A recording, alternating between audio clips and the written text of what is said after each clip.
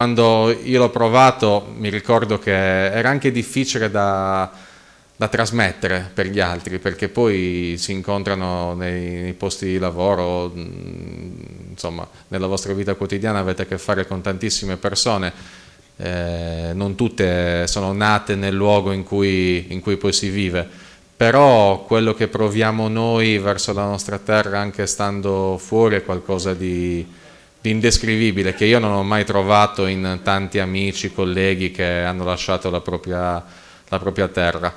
Credo che alla fine questo sia un po' la nostra forza, cioè l'amore che abbiamo per la nostra isola è un amore incondizionato che ci rende unici, che ci deve anche spronare soprattutto a chi nei vari ambiti ha dei ruoli di responsabilità a dare sempre il massimo, perché veramente quest'isola, la gente che la abita, la gente che c'è nata merita veramente di poter girare sempre a petto in fuori ed essere sempre orgogliosa delle proprie origini come noi siamo.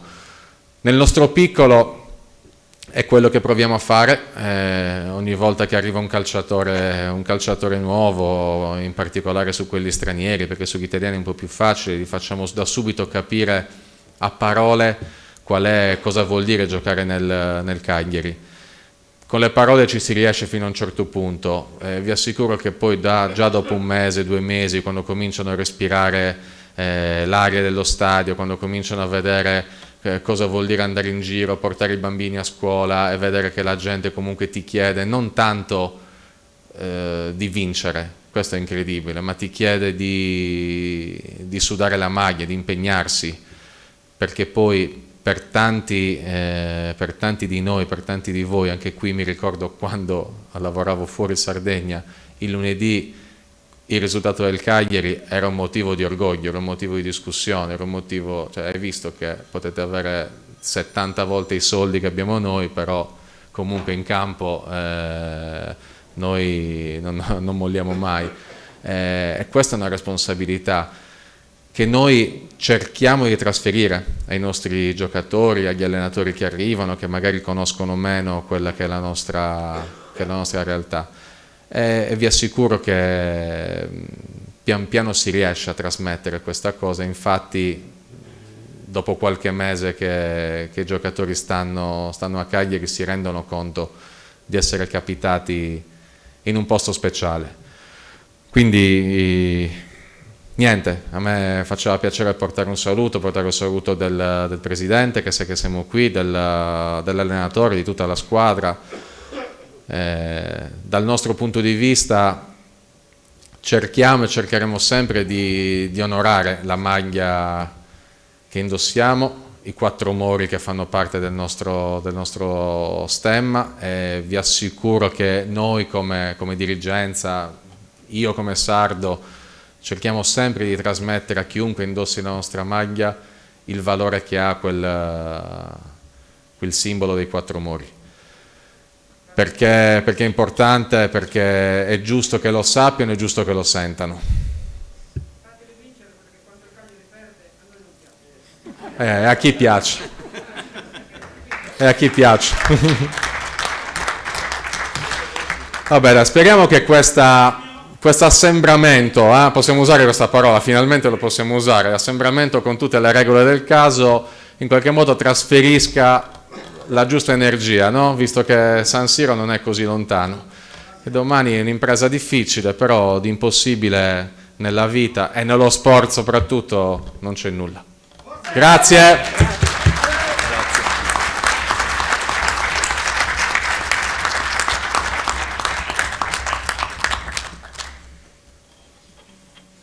Direi un'altra, ti ringrazio dell'intervento, ti direi un'altra formazione. Non vorremmo più soffrire così tanto, ecco. Insomma, lo sport.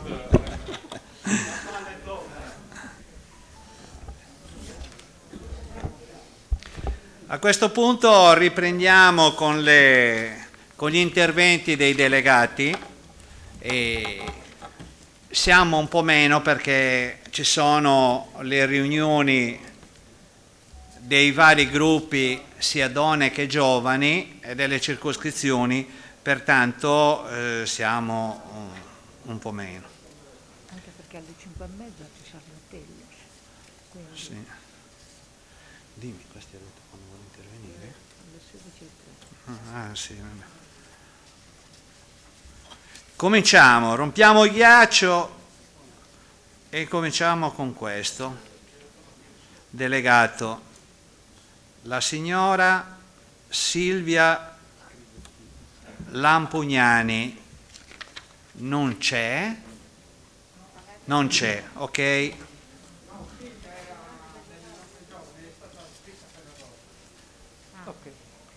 Ok. Sì, sì.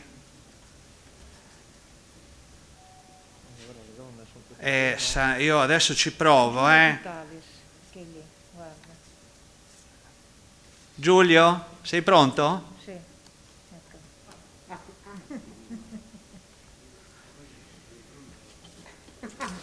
Sì, noi improvvisiamo.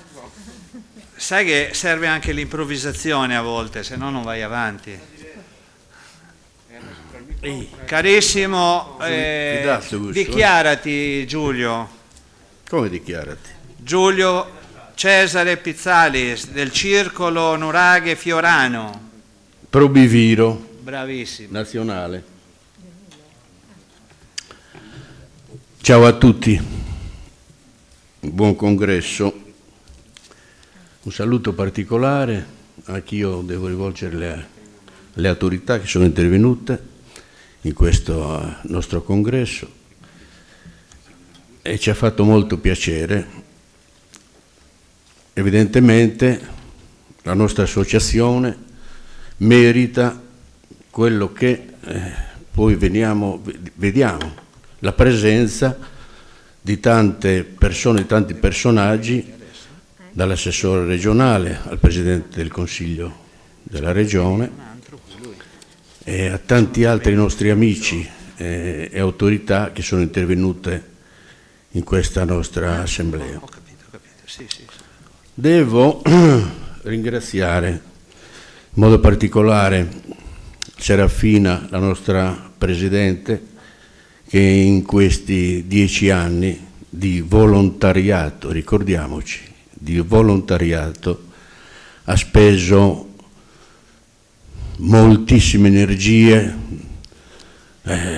rubando anche tante ore alla sua famiglia, come fanno tanti altri come lei, come noi, che per il volontariato abbiamo speso una parte anche della nostra vita, ma che ci fa un gran piacere. Ho ritenuto importante un'affermazione fatta questa mattina dal Presidente del Consiglio regionale, Salghireso Pais, che fra le altre cose che ha detto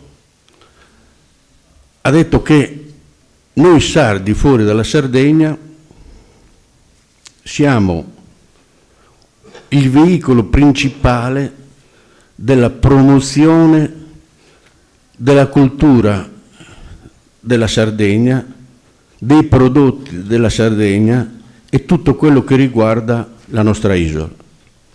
È un'affermazione che secondo me non mi è mai capitato di sentire.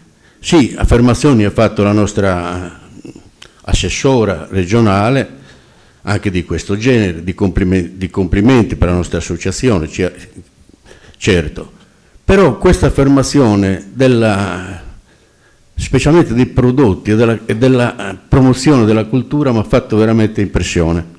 È una bellissima cosa per noi sentirci dire queste cose, queste affermazioni. 3 minuti abbiamo, sono pochi, anzi sono molti. Mi ricordo, io sono stato in consulta regionale per una decina d'anni, ero stato proposto dall'ex presidente Filippo Soggiu, che lo voglio ricordare, è vivo, è un nostro amico, però ha mandato i suoi mandato i suoi saluti questa mattina, un personaggio importantissimo per la nostra associazione. E quindi proposto e poi eletto, e ho fatto parte della consulta per una decina d'anni, mi sembra, per un paio di legislature, insomma.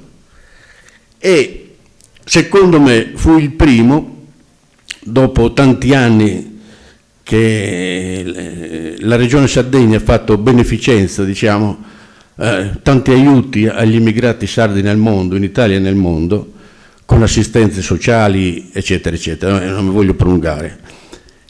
E io, in quel periodo, era l'inizio degli anni 90, mi sembra, proposi all'assemblea della consulta, che fu quasi uno scandalo, che noi dovevamo essere quelli, perché lo facevamo già, non è che l'abbia inventato in quel momento, che dovevamo essere noi promotori sia di cultura che anche della produzione dei prodotti sardi.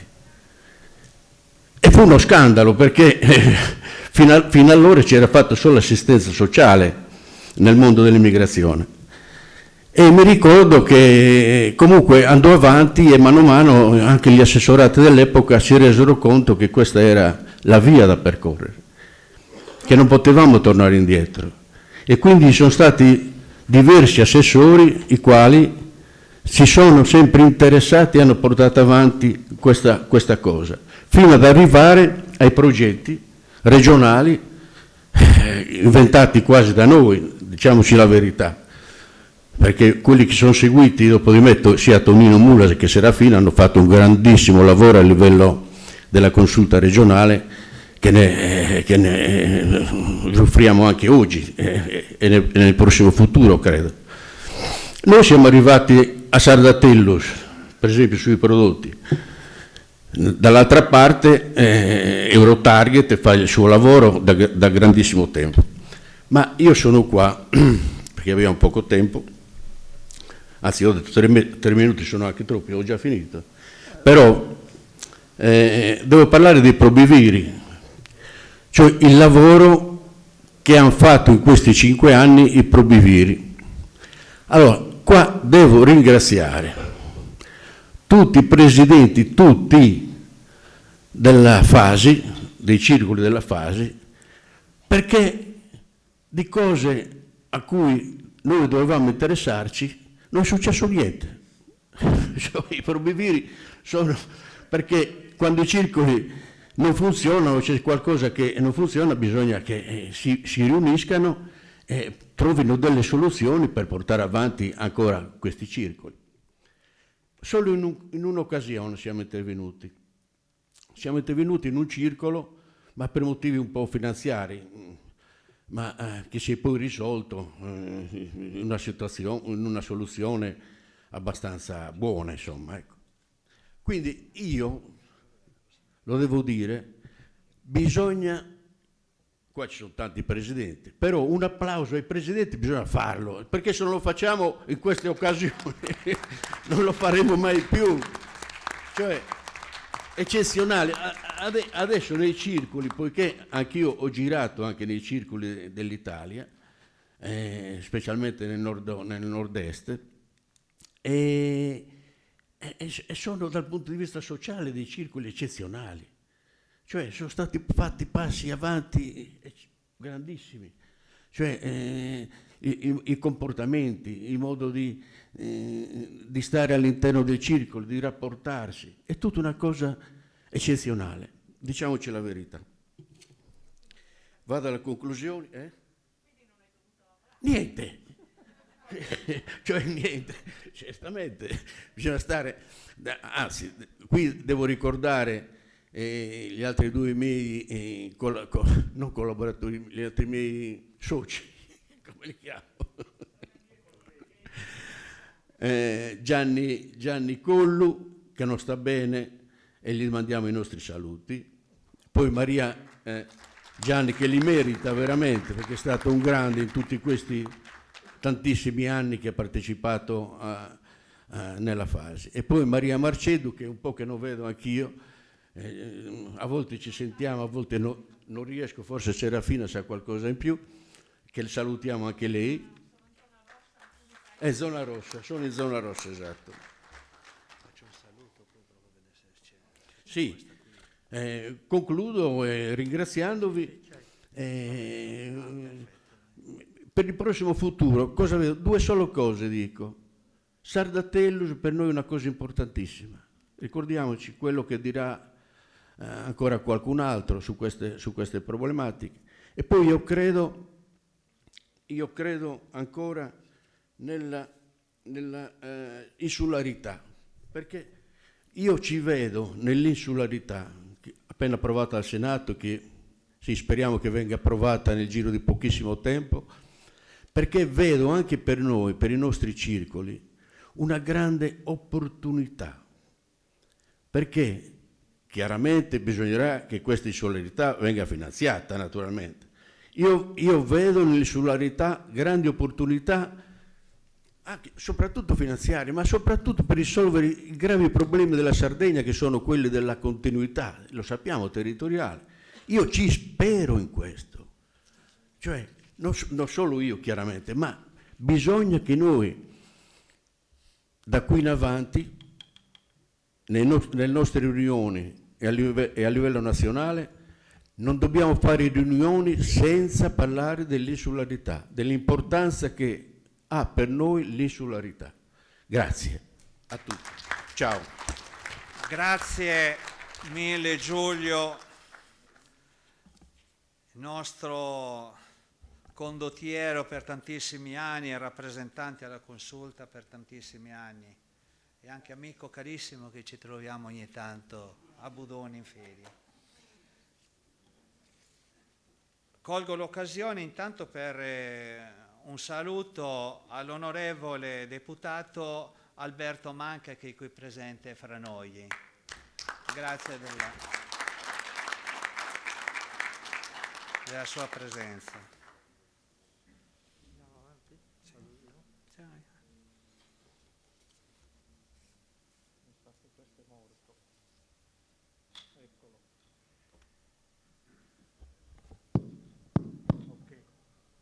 Allora chiamerei a parlare qui sul palco Angela Maria Sanna del Circolo di Siena.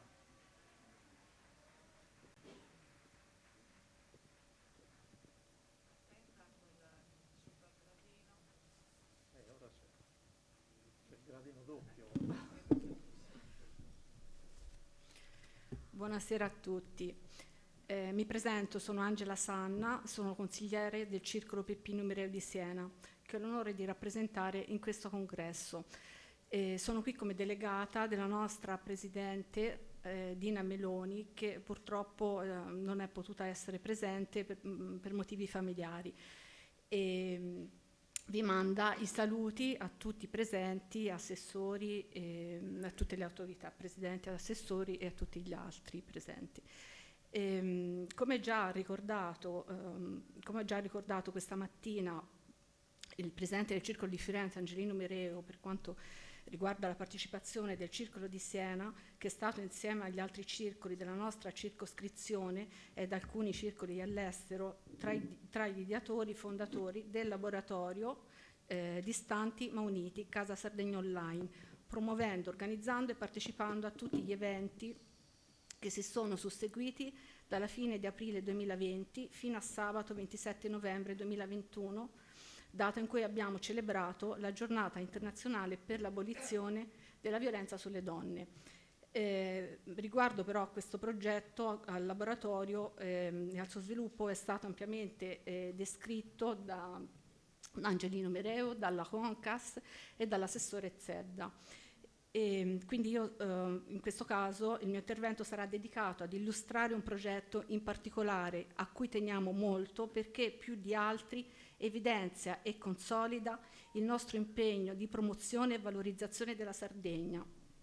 La Sardegna si racconta, Paesi in movimento, è il nome di questo progetto nato per raccontare una Sardegna diversa. Scusate, sono un po' emozionata. Grazie.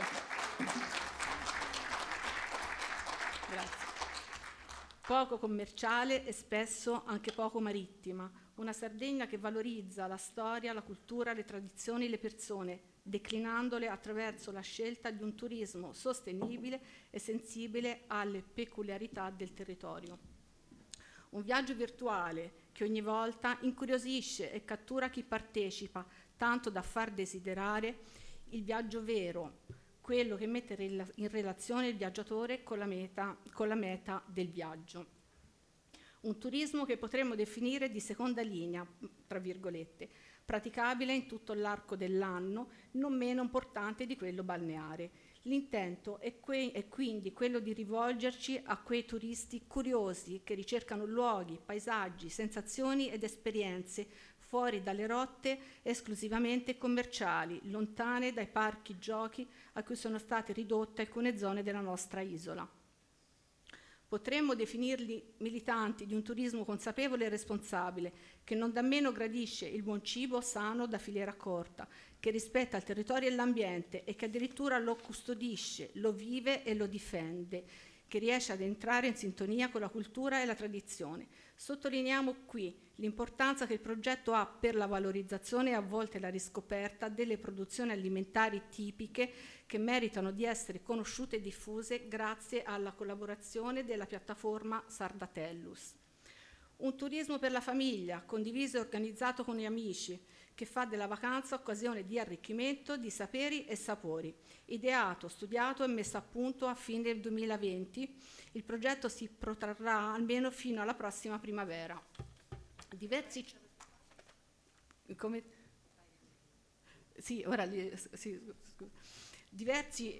i circoli del laboratorio distanti ma uniti che si sono impegnati nel progetto, adottando e presentando alcuni territori della Sardegna in un percorso di ricerca culturale e turistica, sostenibile ed esperienziale, dando voce alle persone che in quei territori vivono e se ne prendono cura con amore e passione. Siamo partiti con il circolo di Ciampino, che ha presentato Tortolì, a seguire il circolo Axit di Firenze, che ha presentato Sorgono, poi il circolo Sciardana di Perugia, che ha presentato Ozieri, e per ultimo il circolo Peppino Mereo di Siena, che ha presentato Sorradile a inizio novembre. Proseguiremo con il circolo Acrasie Maria Lai di Roma, che il prossimo 18 dicembre presenterà il territorio di Martis e ai primi di gennaio il territorio di Mogoro.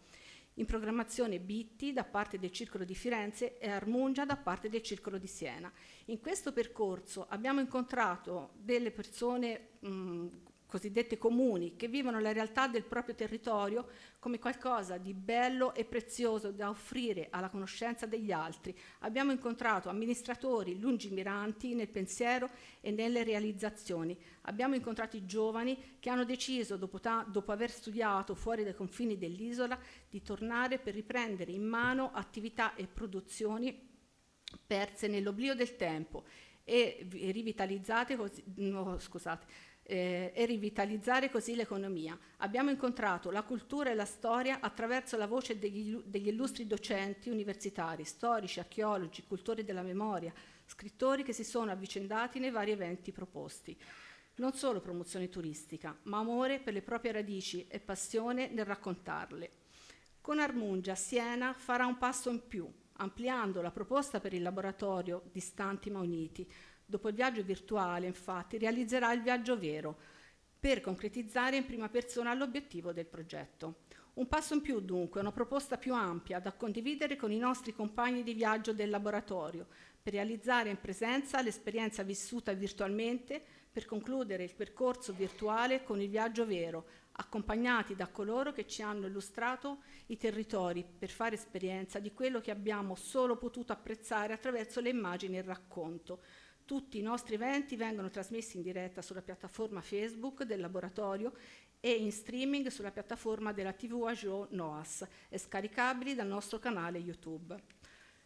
Un ringraziamento particolare a tutti quelli che hanno ricoperto le cariche della FASI, in particolare Serafina Mascia, e a tutte le autorità che ci stanno sostenendo nel nostro cammino. Grazie. Grazie. Grazie Angela. Provo a vedere qua se c'è. Non c'è. Maurizio Secchi è presente?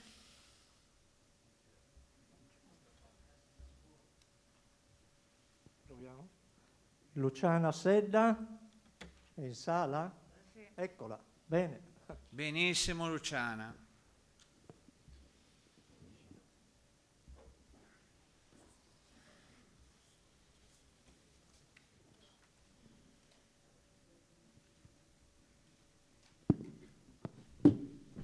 Sono piccola anch'io. Dichiarati, ti mettiamo la pedana? Sì. Beh, io sono piccola, No, non è che sei piccola, non sei grandissima, diciamo, ecco, dai, non sei altissima. diversamente alta. Ecco, bravo. Ecco. Hola. Buonasera a tutti, sono Luciana Sedda, presidente del Circolo di Vicenza. Allora, mi ripeto, però desidero anch'io ringraziare profondamente Serafina Magia, Paolo Pulina e Mario Ledda per tutto l'impegno che hanno profuso in questi anni per la Fasi, ma anche a titolo personale per il sostegno che hanno dato a noi, a me personalmente e al Circolo di Vicenza. E io ho sentito con una punta di invidia le attività che vengono effettuate dal Circolo di Torino, dove ci sono tante persone e dove leggo io anche quotidianamente che fanno delle attività molto interessanti. Noi siamo un circolo piccolo, non abbiamo tantissimi soci e le nostre attività sono soprattutto volte a far conoscere al territorio in cui ci troviamo la cultura, le tradizioni, i prodotti della Sardegna. E nello specifico da alcuni anni portiamo avanti un paio di progetti. Il primo si chiama La Sardegna è un'altra cosa, che è una frase tratta dal libro Mare e Sardegna di Lawrence. Allora, la Sardegna, chiaramente, che tutti conoscono come coste bellissime, non è solo quello. Chiedendo a persone così conoscenti, ci dicono che hanno girato tutta la Sardegna perché hanno visto tutte le coste. L'interno non esiste. Allora, il nostro progetto mira appunto a far conoscere quello che c'è all'interno. Quindi abbiamo fatto dei convegni, presentato dei libri, spettacoli, invitato storici, esperti di economia, proprio per far conoscere al territorio vicentino e anche a molti sardi che comunque molti sardi vicentini che non conoscevano certi aspetti della storia e della cultura della Sardegna, prodotti ovviamente. Poi un altro progetto che porta avanti il nostro circolo è Percorsi al femminile, che già dice di che cosa si tratta. La nostra associazione ha un direttivo nel quale ci sono, oltre a me, altre 3 donne molto, molto, molto attive. E quindi l'impegno da parte femminile è costante ed è molto attivo, insomma, per quanto ci riguarda. Ecco, le attività che svolgiamo noi poi sono comunque anche legate alla bigliettazione, quindi Eurotarget, e per quanto c'è possibile, non avendo noi uno spaccio, comunque cerchiamo anche di approfittare delle offerte che ci vengono proposte da Sardatellus. Spero che anche il prossimo direttivo e il prossimo presidente prendano il testimone dalle mani sapienti dalle quali lo ricevono e che siano altrettanto importanti per tutti. Vi saluto. Grazie mille Luciana e tanti auguri anche al vostro circolo. Maurizio è arrivato, però quindi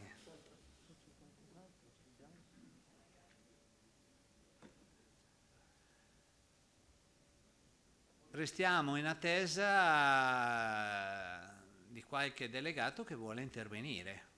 Prego.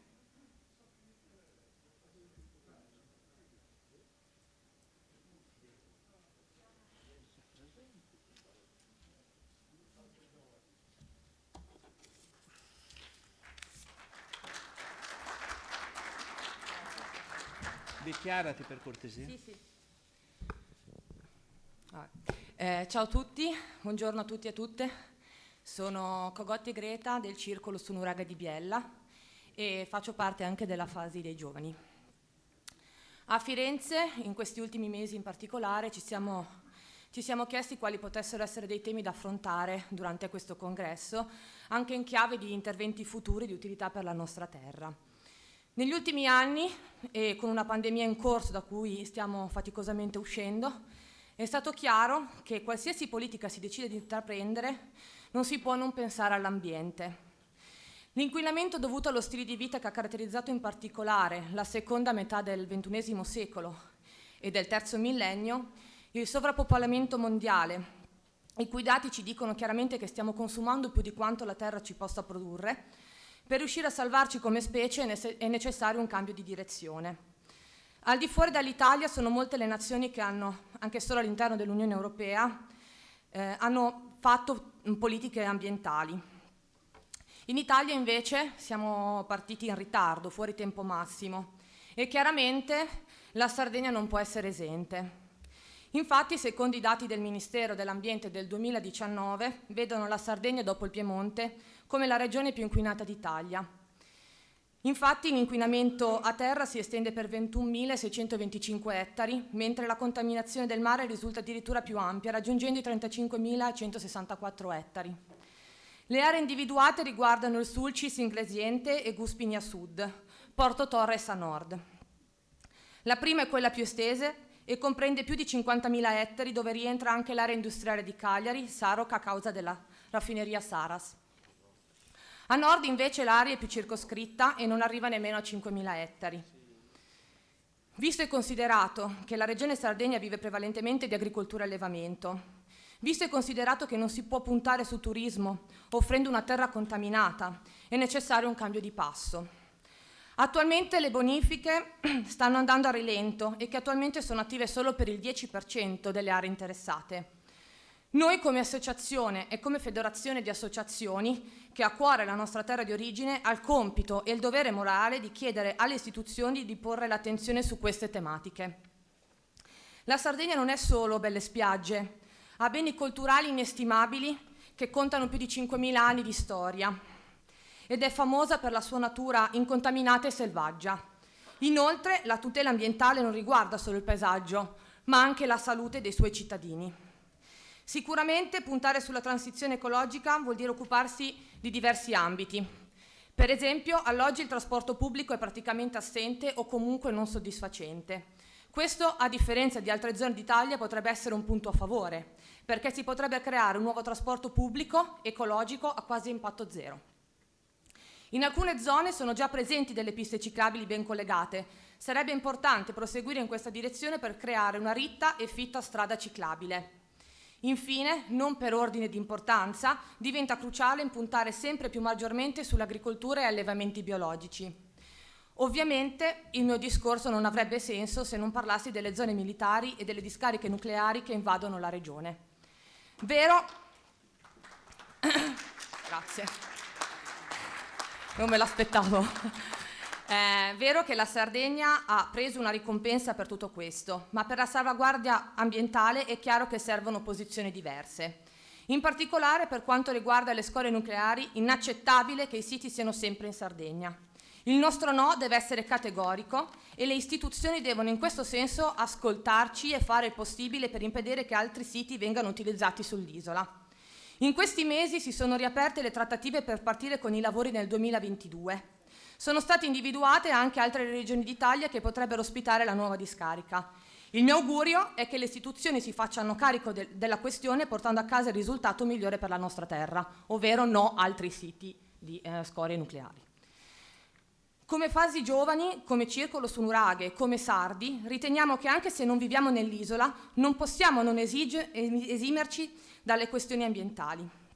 La Sardegna è e sarà sempre la nostra terra, un luogo dove vivono i nostri cari, un luogo dove vorremmo tornare o anche solo il luogo delle nostre vacanze, e per questo non possiamo tollerare che venga distrutto a causa dell'inquinamento o della noncuranza dei grandi parchi naturali dell'entroterra.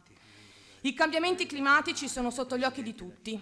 Da terra arida la Sardegna sta diventando il luogo delle alluvioni e credo che di questo dovremmo imparare a tenerne conto e per questo cambiare rotta sulle politiche ambientali.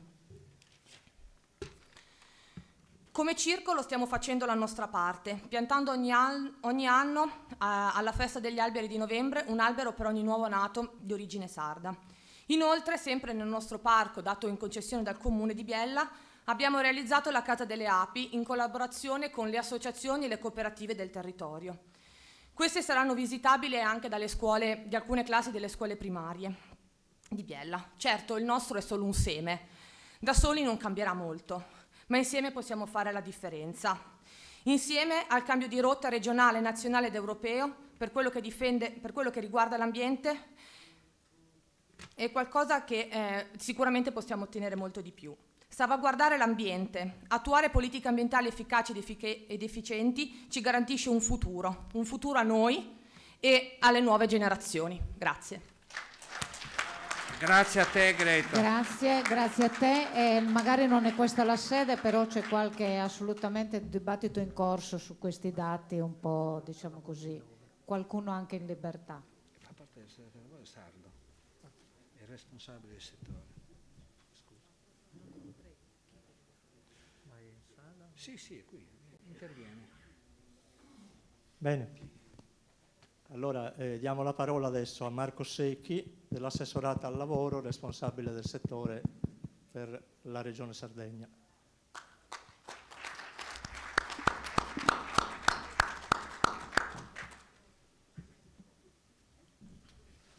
No. Fallo girare di qua. Grazie, io non era previsto l'intervento, quindi non ho preparato un intervento, però mi è stato chiesto di intervenire e lo faccio volentieri. Sulle attività, le azioni che l'assessorato sta portando avanti in materia di immigrazione, è intervenuto ovviamente stamattina il mio assessore, la mia assessora, e ha detto ciò che si farà. Io ci tenevo però a intervenire per dire che questi 2 giorni, oggi sono qui da ieri e sto partecipando, sto ascoltando, sono stati per me molto interessanti e molto utili. Riporterò chiaramente gli esiti del vostro dibattito ai miei colleghi che stanno a Cagliari e mi porto dietro una convinzione, avevo già quest'idea. Io penso che alcune volte nel rapporto tra amministrazione e circoli ci siano delle incomprensioni che possiamo assolutamente superare. L'amministrazione e l'ufficio del quale io faccio parte, vi assicuro, è impegnato ormai da oltre 1 anno e mezzo per cercare di venire incontro a quelle che sono le molteplici esigenze dei circoli. Molteplici sono proprio tante, perché oggi siete qui e siete circoli italiani, ma poi noi dobbiamo anche ovviamente raffrontarci con i circoli di altri paesi. Nonostante, vi assicuriamo, facciamo quotidianamente diversi sforzi e nonostante ciò vedo che però molti problemi non siamo ancora riusciti a aggredirli nel modo in cui voi vi aspettate che vengano aggrediti e nel modo in cui sarebbe necessario per superare i problemi che ci sono.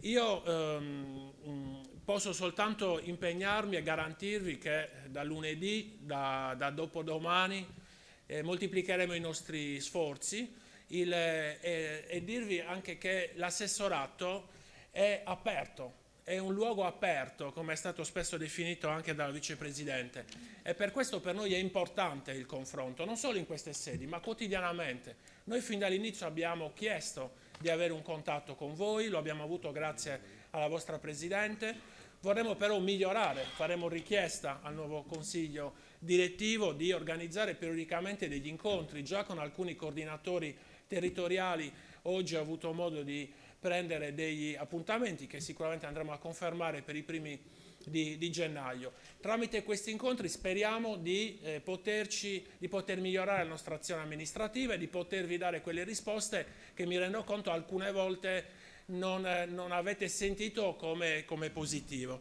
Non vorrei entrare nelle singole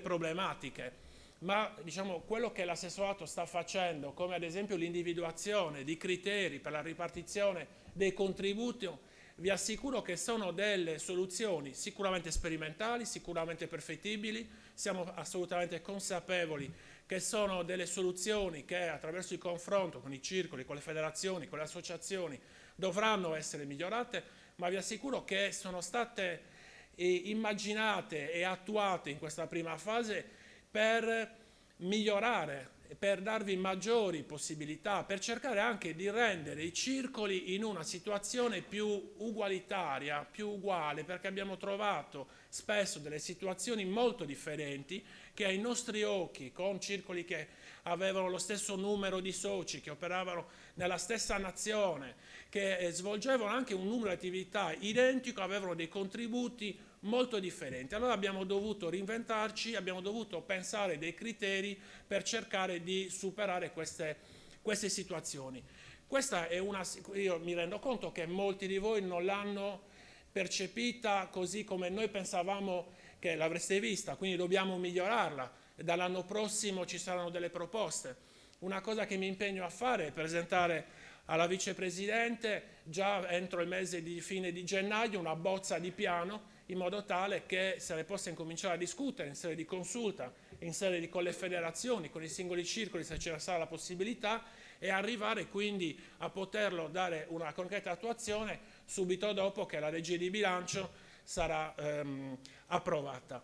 Io ringrazio per la possibilità che mi avete dato di intervenire e vi rinnovo in particolar modo con il nuovo Consiglio e con i coordinatori che saranno territoriali, che saranno nominati, confermo, la disponibilità già a partire dal mese di gennaio a degli incontri periodici, li possiamo programmare a dicembre per superare le criticità e poter raggiungere i risultati che ci sono stati indicati. Grazie.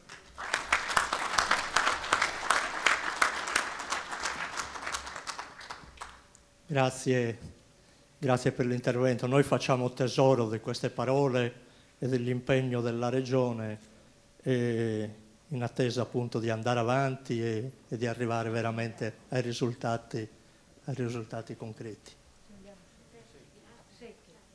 Avevo un altro... chiamerei a parlare adesso Elena Bacchita, Presidente di Peschiera Borromeo.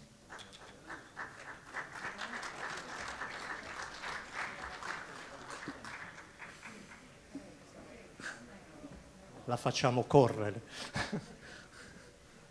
Tranquilla. Aspetta che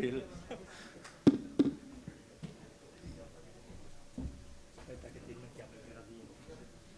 No, va bene. Scusami, prego. Tentiamo di cascare indietro. Grazie. Sono Elena Bacchita e sono delegata del Circolo di Peschiera Borromeo. Sono stata presidente nel passato, ma adesso il presidente è Gabriele Soddu, che fra l'altro oggi non è potuto venire per gravi problemi familiari. Voglio dire due parole anche io, facendo seguito alla ragazza giovane che mi ha preceduto, la signorina di Biella. Effettivamente sia come sardi che come sardi fuori dalla Sardegna, che come sardi diciamo dentro la Sardegna, abbiamo tantissimi problemi. Però io penso che dobbiamo tutti noi guardare più lontano, cioè alzarci in volo e guardare i nostri problemi dall'alto e li vedremo più piccoli.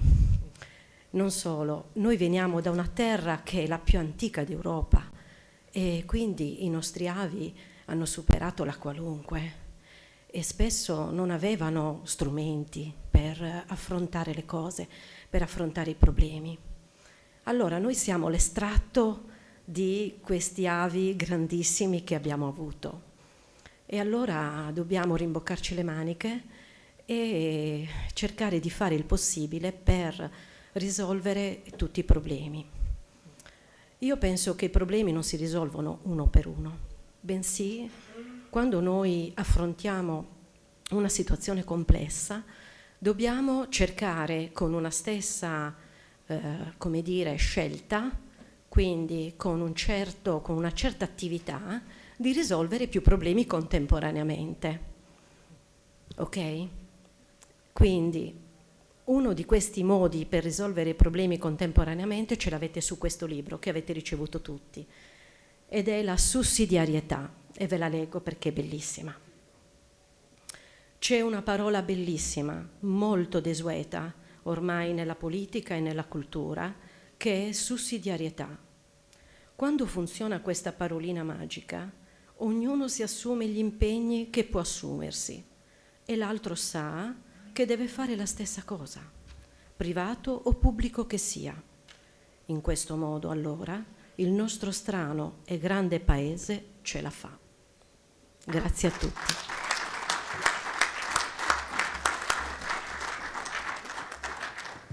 Grazie Elena. Allora chiameremo Maurizio Secchi al microfono. Grazie.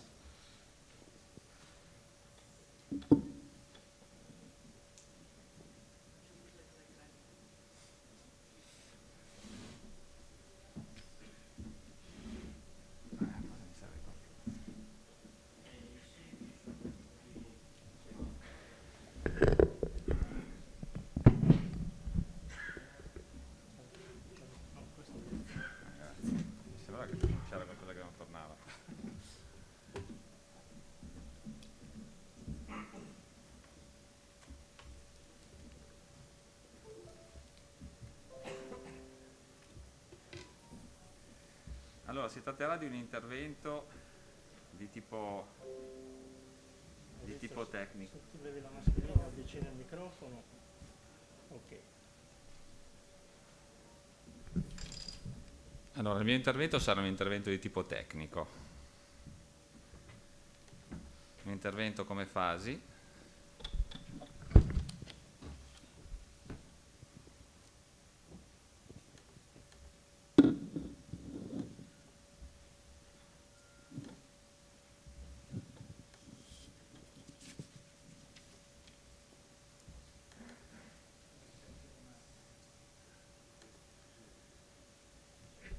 Intervento come fasi sull'ICT, quindi l'Information and Communication Technology, quindi la tecnologia dell'informazione e della comunicazione, fra presente e futuro. Una sorta di fotografia di quello che è la situazione oggi e di quello che potrebbe essere l'evoluzione futura. Oggi gli strumenti che abbiamo a disposizione, che stiamo utilizzando, sono il sito web, che tutti conosciamo, la pagina Facebook, che ormai si chiama Meta, e il canale YouTube.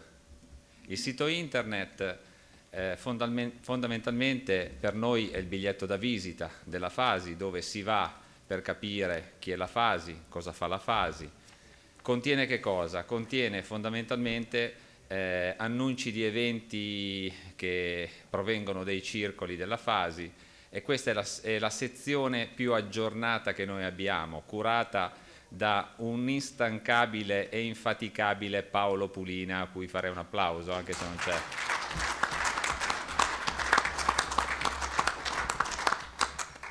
Quindi sempre aggiornata, lui a qualsiasi ora del giorno e della notte aggiunge le comunicazioni che arrivano, le normalizza perché poi arrivano in qualsiasi tipo di formato, a volte fa anche la correzione ortografica e le pubblica.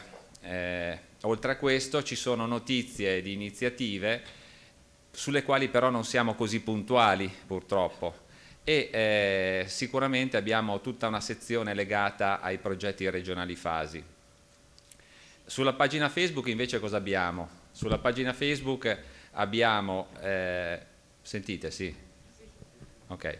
Sulla pagina Facebook abbiamo tutto quello che è la gestione del coordinamento Giovani Fasi, gestita da Mattia Lilliu, e talvolta rilanciamo notizie presenti all'interno del sito, perché comunque il nostro sito permette la pubblicazione automatica sui social media. Abbiamo anche un canale YouTube che stiamo utilizzando adesso per lo streaming, quindi se volete comunicare a chiunque come seguire questo evento, c'è la possibilità di farlo andando sulla pagina Fasi YouTube. Questo è un po' lo scenario che noi utilizziamo come tecnologia di comunicazione. Cosa si potrebbe fare domani?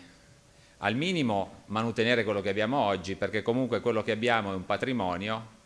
Ecco, adesso è tornato, direi di fare un applauso a Paolo in presenza per la sua attività sul sito internet. No, ti hanno applaudito quando non c'eri. Quindi dicevo, al minimo manutenere quello che abbiamo, perché comunque è un patrimonio, abbiamo anni di attività caricati, per cui vanno mantenuti. Però tutto questo diciamo così, dovrà essere integrato necessariamente, perché diventa sempre più importante la comunicazione, lo sappiamo, perché come dicevo è un modo per far sapere cosa facciamo e farlo sapere soprattutto nei tempi giusti. Per cui va integrato i social media. Ormai questi strumenti sono strumenti quasi automatici. Ho la possibilità di inserire un articolo all'interno del sito e fare in modo che questo finisca direttamente su Instagram, su Facebook, su YouTube e viceversa. Quindi io posso partire dal social media che voglio e automaticamente fare le pubblicazioni su tutti gli altri. Quindi queste funzionalità vanno soltanto attivate e poi persone competenti dovranno farle funzionare.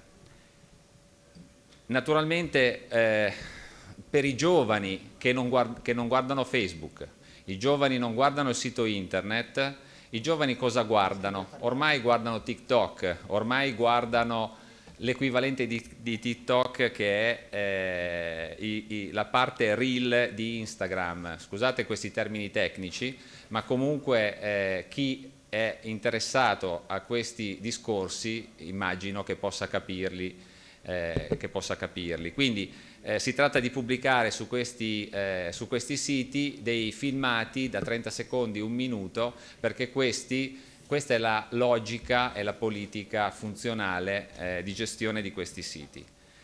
Naturalmente è importante cercare di valorizzare tutte le collaborazioni che la Fasi ha con altri soggetti istituzionali, perché è comunque un biglietto da visita anche questo, è comunque diciamo così, un valore aggiunto il fatto che la Fasi abbia delle collaborazioni con Casa Sardegna, abbia delle collaborazioni con Fondazione Sardegna, abbia delle collaborazioni con altri enti istituzionali della Sardegna e non. È importante poi, nel momento in cui pensiamo anche di poter pubblicare all'interno del sito i resoconti, quindi non soltanto l'annuncio degli eventi dei circoli, anche i resoconti delle attività dei circoli, in questo caso è fondamentale definire una policy, cioè delle regole. Non si può pubblicare qualsiasi cosa arriva, ci devono essere delle regole chiare che permettono a chi si deve occupare di caricare i contenuti di facilmente decidere, e dall'altra parte i circoli stessi sanno se questi contenuti saranno o meno pubblicati, quindi evitano magari di trasmettere certe cose a favore di altre. Ultimo punto che io ho inserito qua, ma voglio dire, questo è un elenco di partenza che con una riflessione, con un gruppo di lavoro può tranquillamente essere incrementato. È una connessione automatica degli eventi Fasi direttamente sul nuovo sito che la Regione Sardegna ha lanciato, che è www.sardegnamondo.it. Perché? Perché non ha senso, ne parlavo prima con il dottor Boi, non ha senso nel momento in cui io carico un contenuto all'interno di un sito poi andare sul sito Sardegna Mondo e ricaricarlo. Se ci sono dei sistemi automatici che mi permettono di far passare i contenuti da un sito all'altro, devo sfruttarli. La tecnologia serve a questo, serve per facilitare. Quindi naturalmente si tratterà di definire dei protocolli di comunicazione con la regione e questo avviene automaticamente. Quando c'era Sardinia Everywhere avevamo già implementato questa soluzione, poi non è mai andata in produzione, ma a livello di test funzionava. Come fare tutto questo?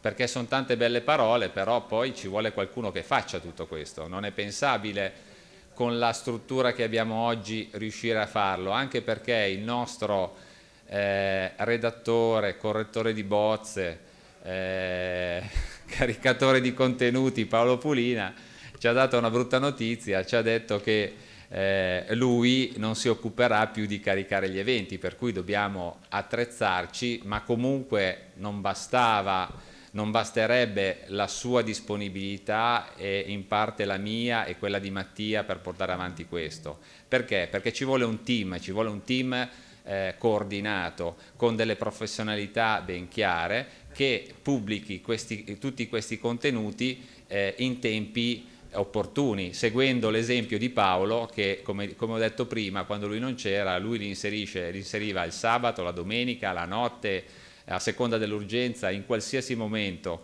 che fosse festivo o feriale non faceva differenza.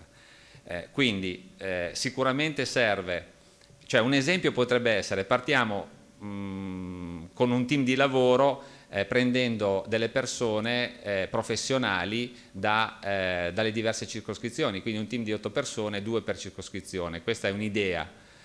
Sicuramente le figure professionali che servono sono un comitato di redazione, un correttore di bozze, un operatore che carica i dati e un grafico che si deve preoccupare comunque di gestire le grafiche, perché anche le foto che arrivano o le locandine che arrivano da 20 mega non possono essere caricate all'interno di un sito. Delle cose magari che non stanno né in cielo né in terra vanno adattate, quindi un grafico potrebbe fare questo tipo di lavoro. E quindi questo è il punto di partenza, un team che dovrà poi strutturare un progetto facendo delle verifiche periodiche, degli obiettivi che ci si dà e un budget. E poi è molto importante tutta l'attività di comunicazione, quindi sono tanti i tipi di comunicazione, o meglio i soggetti destinatari di queste comunicazioni. La comunicazione deve essere periodica e continuativa e deve essere indirizzata verso i circoli, per quello che riguarda i circoli, verso i tesserati fasi, e poi vi spiegherò che cosa la Fasi ha già messo in piedi e vorrebbe portare avanti relativamente alle tessere Fasi. Poi la comunicazione periodica anche verso soggetti con cui la Fasi collabora, perché deve far sapere non soltanto ai soci ma anche a tutti gli altri soggetti che cosa sta facendo. Quindi questo è un po' un futuro possibile, quindi non stiamo parlando di fantascienza, si tratta soltanto di organizzarsi, quindi probabilmente bisogna pensare anche a delle risorse per portare avanti queste idee. La Fasi, qualcuno negli interventi che mi hanno preceduto ha parlato, tipo Maria Elena, tipo qualcun altro, di un gestionale Fasi. Un gestionale che cos'è? Un programma attraverso il quale io ho la possibilità di gestire una rendicontazione, una sorta di contabilità. Allora, esiste già il gestionale Fasi. Il gestionale Fasi è stato realizzato, poi se riesco ad avanzare qualche minuto ve lo faccio vedere. Si tratta di un gestionale in cloud, quindi è un'applicazione web che permette a N utenti, quindi logica di profilo utenti che permette di accedere, quindi c'è la gestione degli utenti.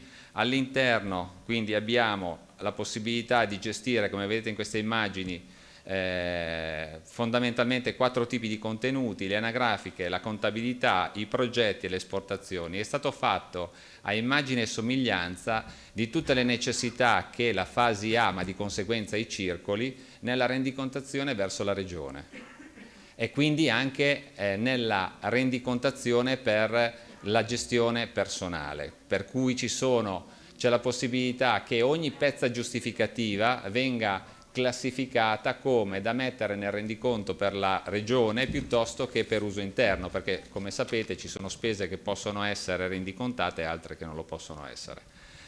Quindi parlavo di anagrafica, quindi abbiamo i nominativi che sono i fornitori, che sono i soggetti clienti, che possono essere magari gli componenti del direttivo che hanno bisogno di un rimborso spese, cose di questo tipo, e ci sono le tessere.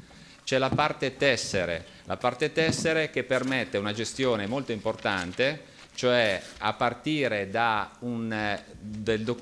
documento di registrazione del tesserato, dove io non metto soltanto nome e cognome, ma metto anche delle preferenze di interessi della persona e gestisco tutta la parte di GDPR.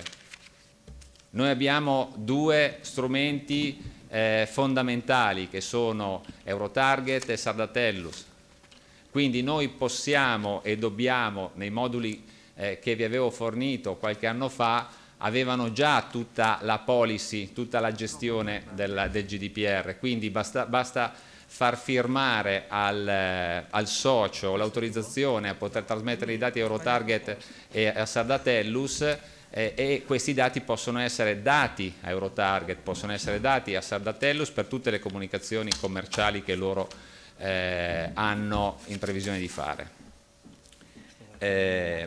Le tessere poi possono essere tessere elettroniche, nel senso che noi abbiamo la possibilità, a fronte della tessera cartacea del 2022, di fare una tessera elettronica che possa essere inizialmente affiancata a questa, che abbia una numerazione indipendente, per poi arrivare domani magari ad avere soltanto la tessera elettronica. Che cos'è la tessera elettronica? È una tessera che viene generata direttamente dall'inserimento della scheda di registrazione del socio, e mi permette poi di stampare la tessera cartacea piuttosto che di generare una tessera elettronica che viene gestita esattamente come oggi si gestisce il Green Pass. Quindi io posso averlo su cellulare, posso averlo stampato su carta, poi me lo posso plastificare se voglio conservarlo in sicurezza, piuttosto che me lo tengo come foglio volante e lo ristampo ogni volta che voglio. Quindi il discorso tessere è un discorso che è molto importante all'interno di questo contenitore. Contabilità: ci sono le registrazioni, ci sono i movimenti, c'è il piano dei conti, c'è la gestione banca e cassa. Per quanto riguarda i progetti c'è una sezione dedicata che permette proprio di imputare delle spese all'interno di un progetto che può essere fatto, adesso non entro nel merito, comunque c'è la gestione dei progetti, quindi c'è l'elenco progetti, gli allegati, posso documentare tutto quanto. Poi ci sono le esportazioni, e con le esportazioni oggi si intende l'esportazione di quelli che sono i documenti nella modulistica che la Regione si aspetta. Quindi io devo semplicemente cliccare premere un bottone una volta che ho i dati all'interno, mi faccio l'anteprima di stampa, nel momento in cui quello che vedo è quello che mi aspetto, lo posso tranquillamente stampare su carta piuttosto che generare un file che va trasmesso in Regione. Le possibili evoluzioni di allora manca un pezzo, nel senso che noi con questo gestionale non siamo ancora riusciti a fargli chiudere il ciclo di vita. Perché? Perché purtroppo è successo l'imponderabile. Noi avevamo Anna Maria che seguiva questa gestione. Anna Maria a un certo punto ha avuto problemi e poi è mancata, quindi non è stato possibile avere un anno intero e quindi diciamo così fare una verifica della completa funzionalità di un'annualità. Però ci sono tutte le caratteristiche, le funzionalità ci sono tutte, si tratta soltanto di riprenderlo in mano e di chiudere questo ciclo. Questo strumento è uno strumento che può essere tranquillamente messo a disposizione dei circoli, Quindi leggeri adattamenti permettono di poter essere utilizzato anche dai circoli. Può essere integrato con il tesseramento elettronico di cui ho già parlato, può essere integrato, c'è la possibilità di fare esportazioni per Sardatellus e per Eurotarget, l'ho già detto prima, in conformità a quello che dice il GDPR. C'è la possibilità su questo, visto che ho tutti i dati dei miei soci e visto che ho la possibilità di aver indicato anche tutte le preferenze, gli interessi che hanno i soci, di mandare poi delle comunicazioni tematiche al socio. È chiaro che magari se io ho 200 soci è poco significativo, se ne ho 1000 è più probabile, è più interessante. Ho la possibilità poi anche di implementare un connettore anche qua, un connettore per trasmettere i dati alla regione, quindi anziché generare un file Excel o un file PDF, io genero un XML o comunque un file che possa essere interpretato dalla regione, quindi gli trasmetto questo, la regione se lo importa e se lo può importare addirittura nei suoi sistemi gestionali.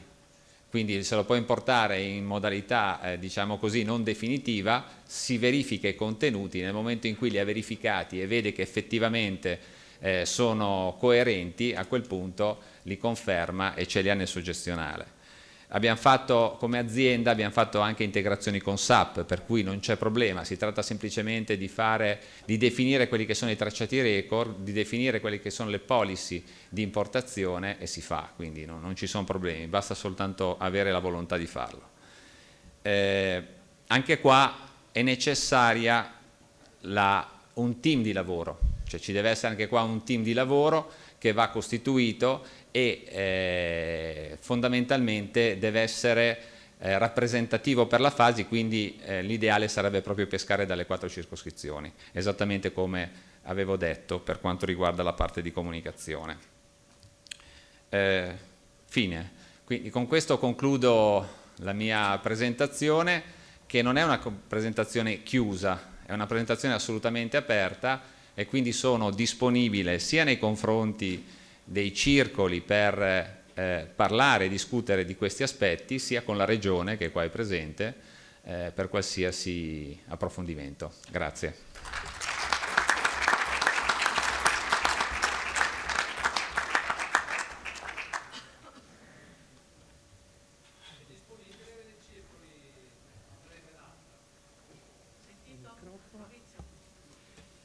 Non è un'app ma è un'applicazione. Nel senso che non gira su cellulare, è un'applicazione cloud, magari vi faccio vedere qualcosa. L'applicazione è già disponibile, ma per essere utilizzata va testata, ripeto, non ha finito un ciclo di vita per poter essere sicuri che tutto quanto funziona. Quindi serve questo team per fare tutti i test ed essere sicuri di avere tutte le funzionalità allineate con le aspettative. Faccio vedere magari.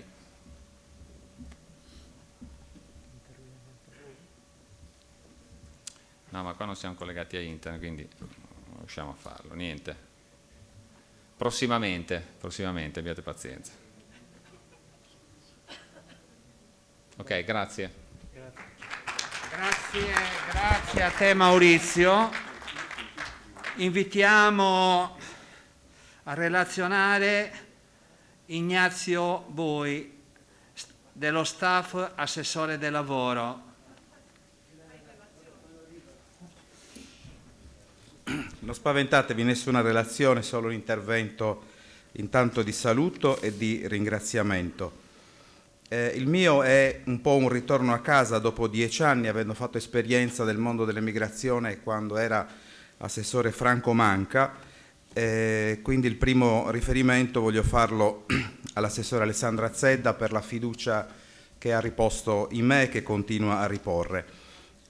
Io sono quello che si usa definire l'Anemes Verus, e cioè da una parte la componente politica, devo dire molto forte, molto vibrante, passionale, insistente, e dall'altra la componente tecnica, che poi deve tradurre in azioni operative gli input che vengono dall'assessore. Potremmo usare questo paragone, se Maurizio non mi boccia o non mi rimanda a settembre, cioè c'è un sistema operativo molto avanzato che si chiama Alessandra Zedda, degli ultima generazione, che corre a volte troppo. Poi c'è un sistema hardware sicuramente da oliare, da rivedere, che è la parte tecnica, e poi c'è un software che ha bisogno di continui aggiornamenti continui. Ecco, questo è un po' il nostro sistema. Però credo che davvero ciascuno con il proprio ruolo, naturalmente, le proprie componenti, siano accomunate dalla passione.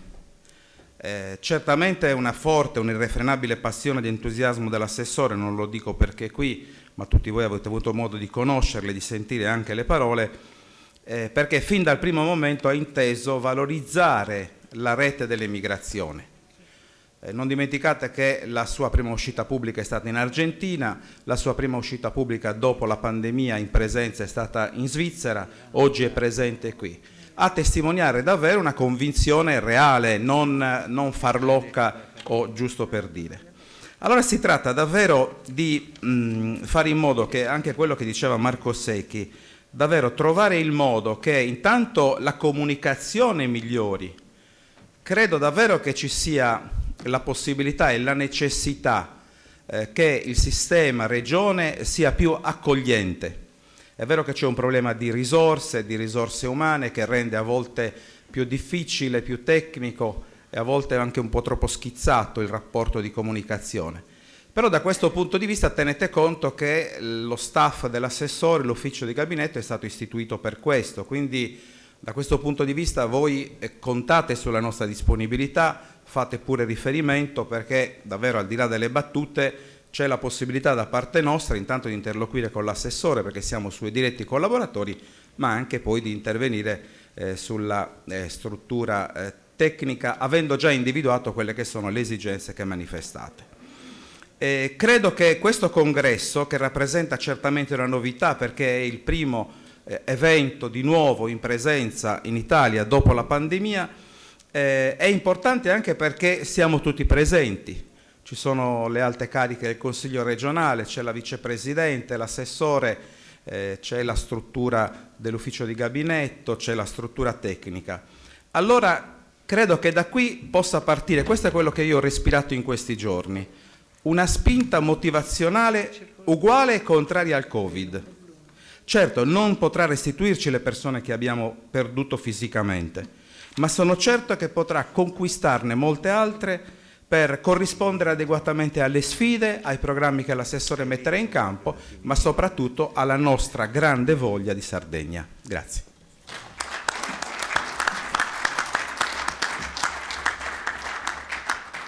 Grazie del tuo intervento, della tua piena disponibilità. Chiamo a intervenire Agus.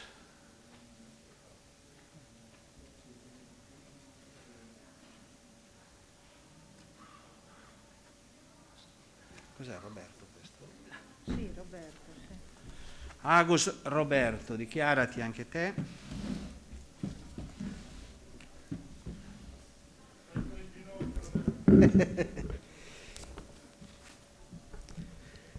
Buonasera a tutti. Dopo pranzo si è un po' calata vedo che tutti quanti sono un po' nella fase digestiva.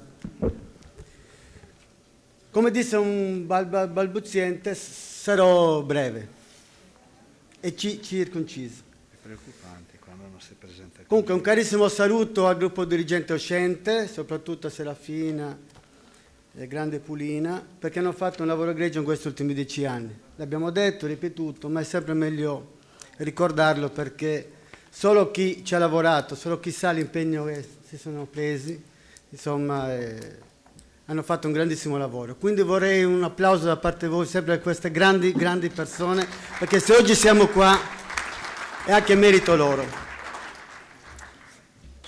Un grande applauso ai responsabili della regione che sono venuti a trovarci, e a noi fa sempre piacere, perché cosa vuoi?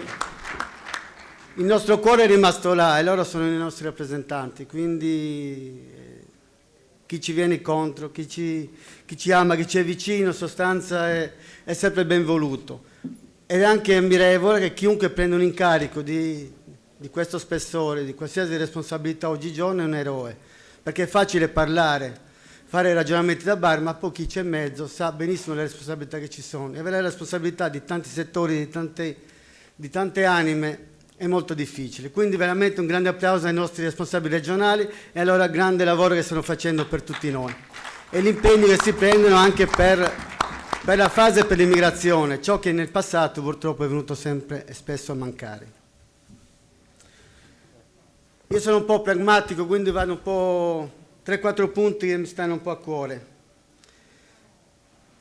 Abbiamo apprezzato quest'anno il contributo che è stato dato senza alcuna distinzione tra funzionamento e attività culturale. Questo premeva dirlo, l'abbiamo detto in tanti congressi, in tante riunioni, è importante perché molti circoli purtroppo il contributo che viene dato viene a malapena sufficiente per il funzionamento. Gli affitti sono alti e le spese sono molto alte. Questo ha agevolato sicuramente l'attività dei circoli e spero che nel futuro, continuando su questa riga, venga tolto anche il famoso 10% che viene detratto dal funzionamento e il 75% che viene tolto dall'attività culturale. Ormai mi sembra anacronistico, è 30 anni che viene applicata questa trattenuta e non ritengo che abbia alcuna utilità in sostanza. Se l'aveva un tempo, forse oggi penso che sia il momento, insomma, di eliminare anche questo per dare soprattutto ai circoli piccoli un ampio respiro. Ed è anche il momento, ne abbiamo già parlato anche in circoscrizione, che tutti i circoli d'Italia, insomma, venga istituito questo fondo di solidarietà, un fondo di solidarietà che possa servire per qualsiasi evento possa avvenire di natura economica, di natura tecnica, e venga incontro alle necessità dei circoli che sono in difficoltà, quindi un piccolo fondo che viene accantonato per qualsiasi problema di qualsiasi natura. Ne abbiamo sempre parlato e mi sembra che i tempi siano maturi per poter istituire questo fondo. Parliamo di trasporti. Un grande lavoro fatto dall'Eurotarget, delle ragazze, veramente di grande professionalità e competenza. L'Eurotarget veramente ha svolto e ha valorizzato e ha aiutato i circoli a far pervenire anche i non sardi nelle associazioni e dare quel contributo, quell'aiuto che la Regione purtroppo nel tempo non è venuta incontro alle necessità dei circoli. Questa attività è stata fondamentale e quindi veramente vorrei che venisse fatto un applauso a tutto lo staff dell'Eurotarget perché hanno fatto e svolto un grandissimo lavoro. Un po' più di enfasi, grazie, vi vedo un po' smorti qua. Va bene.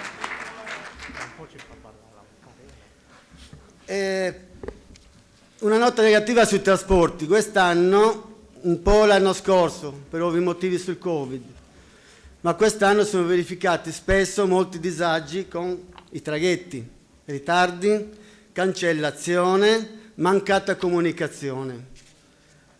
Questo purtroppo sia a livello turistico sia a livello proprio di residenti non dà una bella immagine della Sardegna, anche se purtroppo è coinvolta indirettamente senza alcuna responsabilità. Un'attenzione massima, una sensibilizzazione ai responsabili dei vettori affinché questo non accada più. Abbiamo sentito di viaggiatori lasciati per 24 ore sui porti, di rimborsi non effettuati, di complicazioni anche nei rimborsi, di comunicazioni non fatte. Questo certamente non fa bene né al turismo né ai vettori e soprattutto ai sardi e ai turisti che vengono in Sardegna. Questo spero insomma che non si verifichi e si facciano sempre di più iniziative affinché questo non venga più effettuato. Un'ultima nota sul modulo dell'iscrizione ai circoli dovrebbe essere aggiornato soprattutto in materia della privacy, perché mi sembra che il modulo che attualmente abbiamo non è adeguato alle nuove normative. Quindi dovrebbe essere un attimo rivisto e controllato affinché dal punto di vista normativo non vi siano in sostanza delle pecche o dei gap che potrebbero crearci delle difficoltà. Comunque un grande lavoro a tutti, siete grandi, siamo tutti grandi, forza la Fasi, forza la Sardegna. Ciao a tutti. Grazie Roberto del tuo intervento.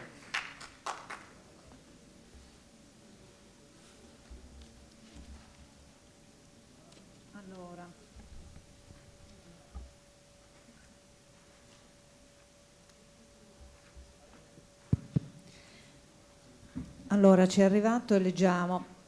Credo che il tema delle migrazioni a livello politico regionale è stato trattato da sempre, salvo qualche sporadico periodo, in maniera troppo nostalgica e con lo sguardo spesso rivolto al passato. Lo sforzo oggi deve essere anche quello di non focalizzare l'attenzione solo sulla fuga dall'isola, in particolare di chi possiede un alto profilo, ma sulle storie di successo di chi è rientrato o di chi ha scelto di trasferirsi e investire la propria vita in Sardegna ottenendo degli ottimi risultati. È in questo quadro che mi fa piacere raccontare la mia piccola esperienza. Io infatti sono nata a Delft, Paesi Bassi, da madre olandese e padre sardo. I miei genitori decisero di rientrare in Sardegna quando ero ancora molto piccola. Decisi comunque, dopo la laurea, di trasferirmi di nuovo in Olanda, a Rotterdam. È la mia terra madre, ma anche luogo di alta formazione e specializzazione nel campo dell'ingegneria e dell'architettura, le mie materie di studio. Per questo decisi di partire con un biglietto di sola andata. Dopo qualche tempo, a seguito di alcune riflessioni profonde, decisi di rientrare in Sardegna per dedicare la mia vita alla mia terra. Il pensiero principale che mi spinse a rientrare fu quello relativo al fatto che se tutti fossimo andati via sarebbe diventato complicato provare a cambiare le cose. Così, una volta rientrata in Sardegna, mi dedicai al mio lavoro come libera professionista, collaborando con altri studi tecnici e coltivai la passione per la politica. Nel mio percorso di rientro è stato utile avvalermi delle reti di relazioni costruite nel mio percorso di vita e ho capito quanto sia importante mantenere tali relazioni, costruirne delle altre e metterle in rete e a sistema. Il mondo cambia velocemente e i giovani di oggi sono nativi digitali, ma anche figli delle low cost che consentono spostamenti rapidi e connessioni immediate. Prima ci adoperiamo per costruire un'idea di Sardegna che guardi al futuro valorizzandone le peculiarità e prima ci renderemo conto che un mondo nuovo è possibile anche e soprattutto mettendo in rete e a sistema il capitale umano presente in Sardegna e fuori dalla Sardegna. Cordiali saluti, Maria Laura Orru, consigliera regionale e sindaca di Elmas. Questo.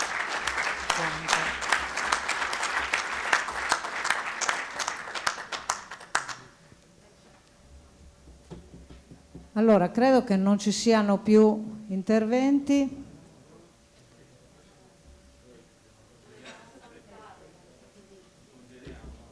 Prego. Allora, Presidente, a te, perché i nostri ospiti credo che debbano assolutamente andare.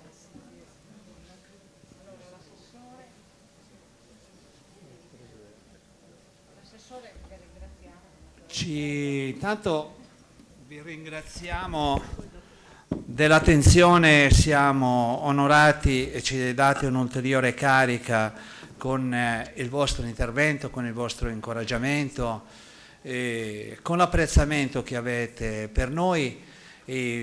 Loro devono andare via perché hanno degli impegni, pertanto volete fare un saluto al volo?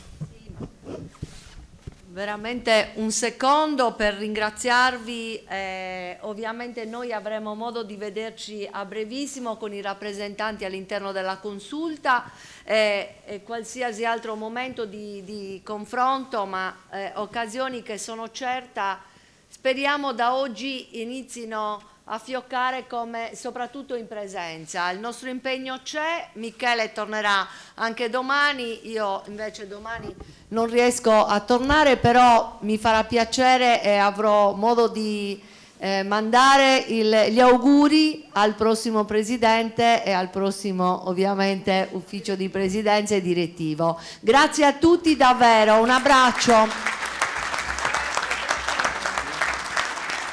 No, noi ci vediamo domani, ci diamo il cambio. L'assessore Zedda era presente ieri, non c'ero io, non ci sarà domani lei, ci sarò io. Quindi...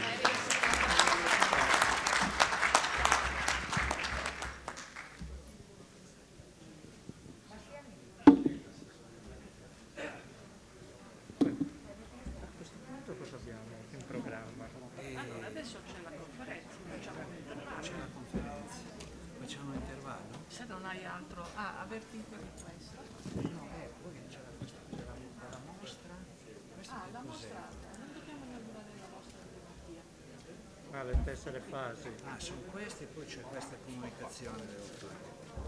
Allora, parto, mettiti a sistema, sei a posto. Questo dobbiamo vedere. È disponibile questo tipo di mostra per i circoli. Alcune comunicazioni. Allora, il circolo Amis di Cinisello Balsamo custodisce il materiale della mostra fotografica Il popolo dei nuraghi, curata dall'archeologo Remo Forresu. Questo materiale è a disposizione di tutti i circoli che vogliono organizzarne un'esposizione nell'ottica della circuitazione, che è stata evocata in alcuni interventi. Allora, altra comunicazione e un saluto. Vi ringrazio del gradito invito, impossibilitato a essere presente e assicurando la più ampia collaborazione futura in progetti culturali comuni, vi faccio i più fervidi auguri di buon lavoro congressuale. Franco Currelli, Presidente, Premio La Navicella. Grazie. Grazie. Allora, altre comunicazioni mi sembra che non c'è. Sì. Comunicazioni di servizio. Vi comunico che alle ore 18 si riunisce la commissione congressuale, quindi i componenti Tanda Maria Elena, Panceri Marinella, Pullina Paolo, Frigao Pierluigi e Mario Ledda si rechino presso la segreteria. C'è l'appuntamento presso la segreteria e poi si riuniranno in qualche cameretta. Ricordo ai presidenti che sono disponibili le tessere fasi richieste dai circoli presso la segreteria. Ricordo ancora a tutti quelli che dovevano candidarsi che sia stata consegnata il modulo di richiesta di candidatura. È importantissimo, così la segreteria può incominciare a lavorare. Allora, non c'è il convegno. Adesso a seguire avremo la conferenza, un seminario, cioè avremo il seminario su Sarda Telus e promozione sardi di qualità. Io passo A cui parteciperà l'onorevole Bastianino Mossa Pogli, che dov'è?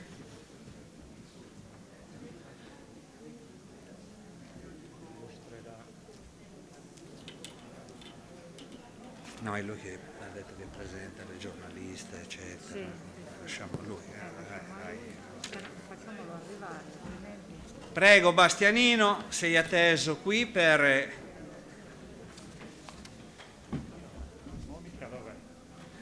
entrare in merito. Vi lasciamo gli scranni. Sì, sì, sì. Volontariamente, con grande piacere. Guarda.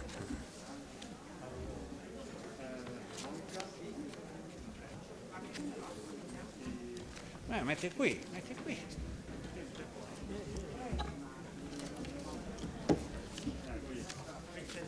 metterlo del citare?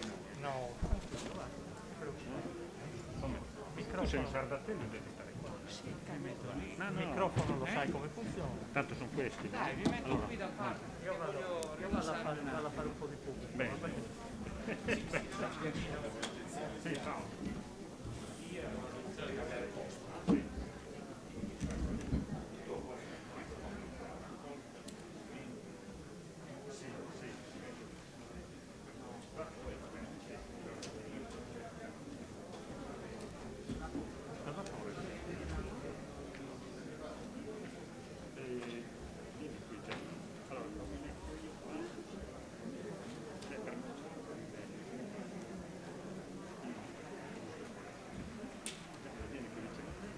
Allora, aspetta che facciamo collegare un attimo.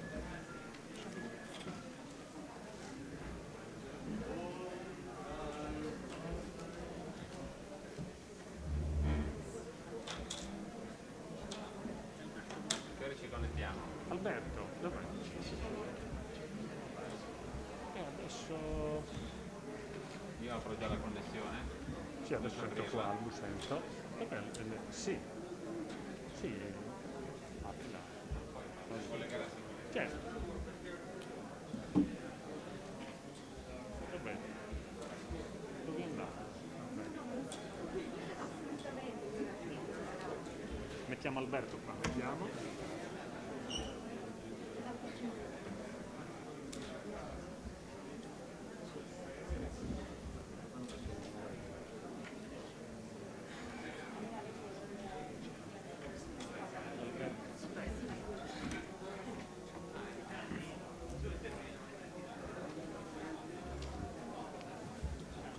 Magari facciamo girare questo poi. Stai chiamando me? E oramai siamo su a quest'ora, Ci dobbiamo andare lì? No, no, facciamo girare il magari anche. Funziona questo? Sì, basta accendere. Sono accesi? No. Per accendere e spegnere devi schiacciare questo pulsantino rosso. Sì. Ok. Questo funziona. Vabbè. Sì, sì, sì. Pronto? Sì, sì. No. Bene. E beh, appoggialo lì davanti, poi li vengono a prendere. Sì? Sente? Bene. Allora.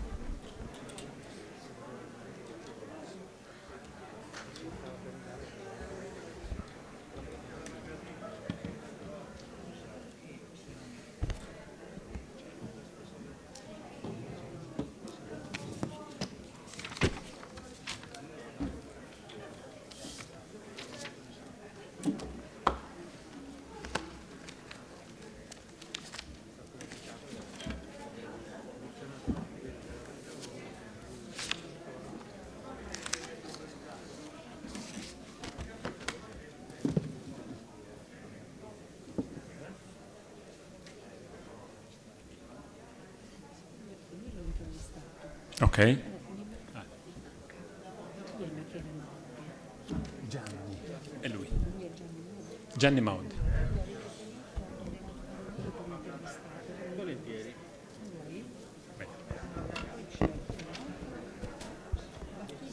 Bacchisio, il penultimo. Sì. E Salvatore è l'altro.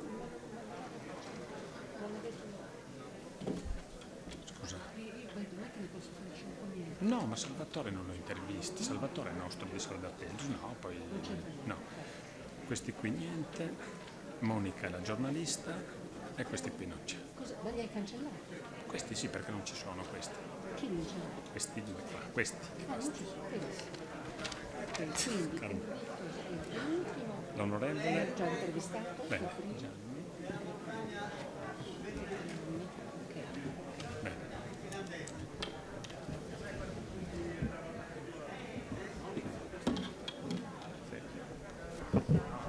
Sì. Credo di sì. 100. Chi è sta arrivando? Sono i ragazzi. Come? Se ho 5 minuti vado in bagno un attimo. Vai.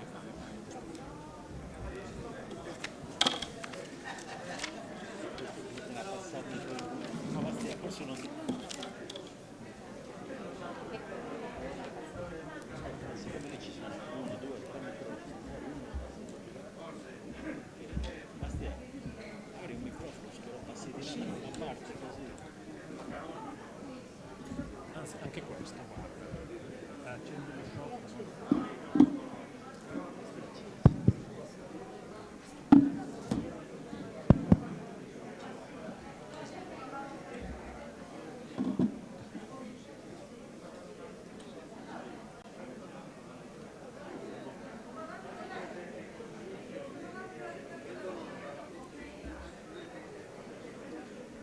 Chi è Battista?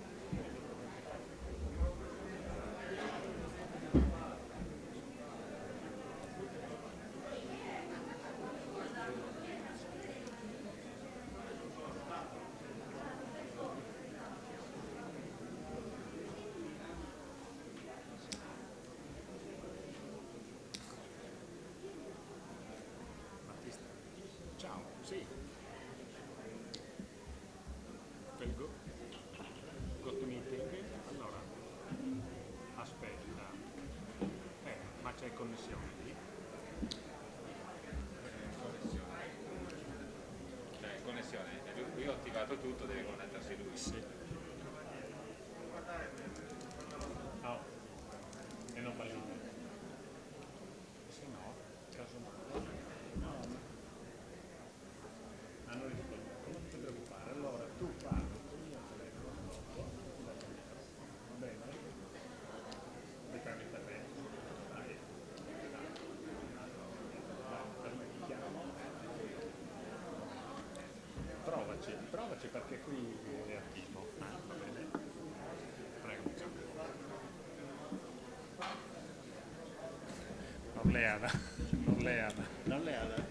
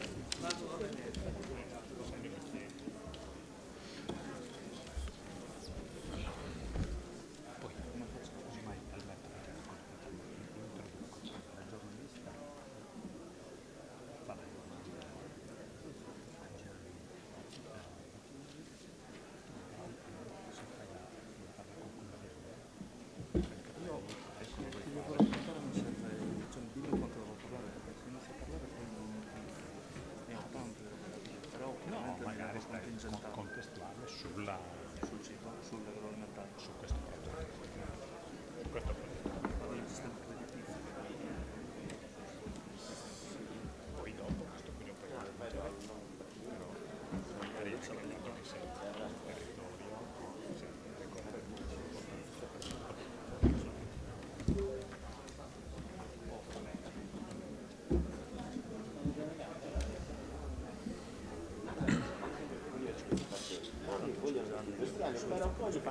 lo spiega bene, no, ma tu gli fai capire soprattutto anche come attività di come c'è l'agricoltura, di quello che hai fatto anche per fatto distretto di cibo, c'è questo internazionale filiere, su quello. L'importanza appunto di mettere i fondi su queste cose qua.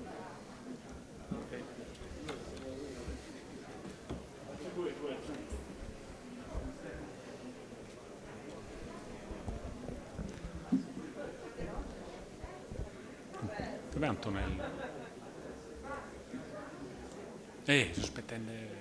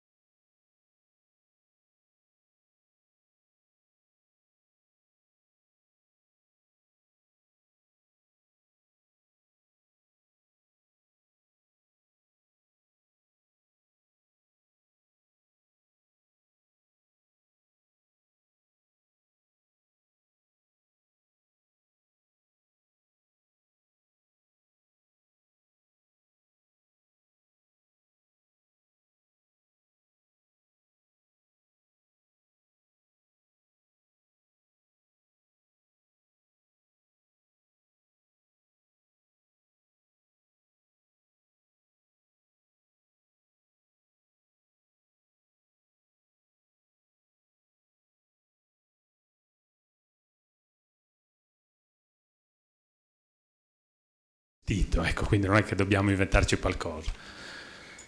La connotazione nuova invece che ha su noi, quello lì è quello di nuovo che stiamo cercando di intraprendere, che abbiamo intrapreso come federazione, il progetto Sardatellus, che non è altro la messa a sistema di tutto quello che abbiamo sempre fatto negli anni nei circoli.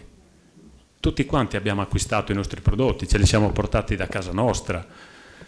La differenza è che adesso ci siamo dotati degli strumenti, dell'organizzazione e poi soprattutto della collaborazione sia istituzionale che quella legata al mondo della produzione degli alimenti, quindi come in questo caso il mondo consortile, cooperativistico e industriale sardo.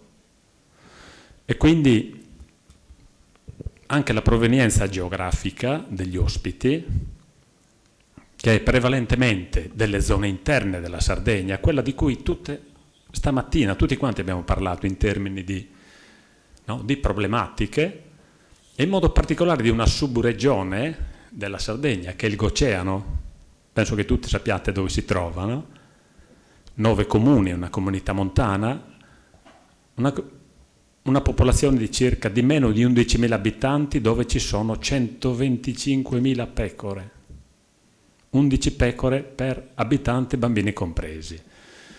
Nel 1984, quando io venni a studiare a Parma, avevo 22 anni, in quel territorio c'erano 17.000 persone e 75.000 pecore. Sono passati gli anni che sono passati, adesso sono calati di 7.000 gli abitanti e sono cresciuti di 45.000 i capi ovini.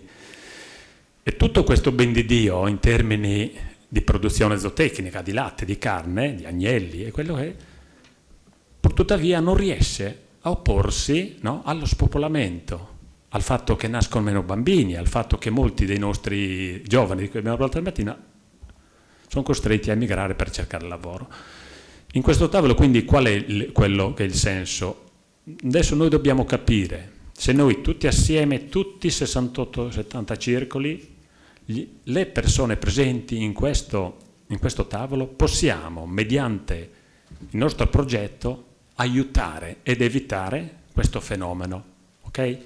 Magari forse non riusciremo a far nascere molti più bambini nel Goceano, però è molto probabile che anche attraverso le nostre azioni si possa creare magari un po' più di ricchezza e per cui anche i giovani possono ancora rimanere in questo territorio e l'allevamento, soprattutto le produzioni tipiche di quel territorio, acquisiscano sempre più valore. Quindi non mi voglio dilungare, faccio una brevissima presentazione delle persone, poi do la parola a Monica Viani, che è la nostra moderatrice, giornalista, cura un giornale online, è di Milano e quindi Monica ha una visione particolare perché la Sardegna vista da fuori è sempre un'altra cosa rispetto a chi ci vive dentro, un po' come la vediamo noi emigrati.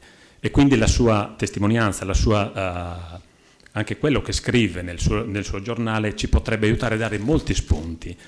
Monica, e poi abbiamo Gianni Maoddi, che è il presidente del consorzio di tutela del pecorino romano di OP, che ci illustrerà naturalmente l'attività e le finalità dell'attività consortile. Bachisio Ritos, che è vicepresidente della cooperativa sacostera di Anela, è un pastore e quindi è uno che oggi non è andato a mungere, domani probabilmente i suoi familiari, i suoi operai, i suoi dipendenti verseranno il latte in cooperativa comunque. Poi abbiamo Salvatore Carvone, che tutti conoscete e che è la persona che è l'uomo, come dire, Sardatellus, colui che cura per conto della nostra federazione all'interno della Cibo Sardatellus tutta la nostra attività. E in ultimo, ma non naturalmente per importanza, Alberto Manca è onorevole, deputato alla Camera, è componente della Commissione 8 sull'agricoltura, all'interno della quale passano tutti i problemi dell'agricoltura, non solo sarda ma anche italiana, che Alberto, anche essendo di Nule, sempre di quella zona, conosce bene questi territori e poi anche essendo agronomo, essendo allenato in agraria, facendo anche attività nell'ambiente, magari alla fine ci può dare anche un cappello su questa cosa qui. Solo per dire che in quella zona c'è stato anche lì il Covid, quindi è stata anche la pandemia, c'è ancora, e gli unici che in quel periodo non si sono fermati sono stati, come penso in tutta Italia, i pastori. Perché tutte le mattine hanno munto, tutti i giorni hanno fatto il latte, tutti i giorni hanno portato su pane, il pane a casa, e non solo per loro, ma anche per chi poi aveva bisogno di alimentarsi, come noi che andavamo ad acquistare. Da questo punto di vista li dobbiamo ringraziare tantissimo. E do la parola a Monica, che inizierà un attimino la discussione. Grazie. Prima di tutto vi ringrazio per l'invito. E io sono di Milano, come diceva prima Bastianino. No, è acceso però. Così sentite? Sì, un po' di più. Proviamo a cambiare. Provo con questo forse sentite meglio. Allora, prima di tutto vi ringrazio per l'invito, perché la Sardegna è un posto meraviglioso. L'ho vissuto sia come turista, ma soprattutto come giornalista. Io mi occupo in particolare di cibo e cultura. Perché? Perché il cibo è cultura ed è importante questo riconoscimento, che questo riconoscimento venga dato e venga anche in parte spiegato. Perché? Perché l'Italia è tanto, è piatto, è vigna, è pastorizia, è agricoltura. Questa è l'Italia che poi trova anche rappresentazione nei quadri, nella letteratura. Noi all'estero siamo percepiti come un paese di una ricchezza estrema, di una ricchezza che va dalla pittura all'arte, ai libri, alla cinematografia, ma anche all'enogastronomia.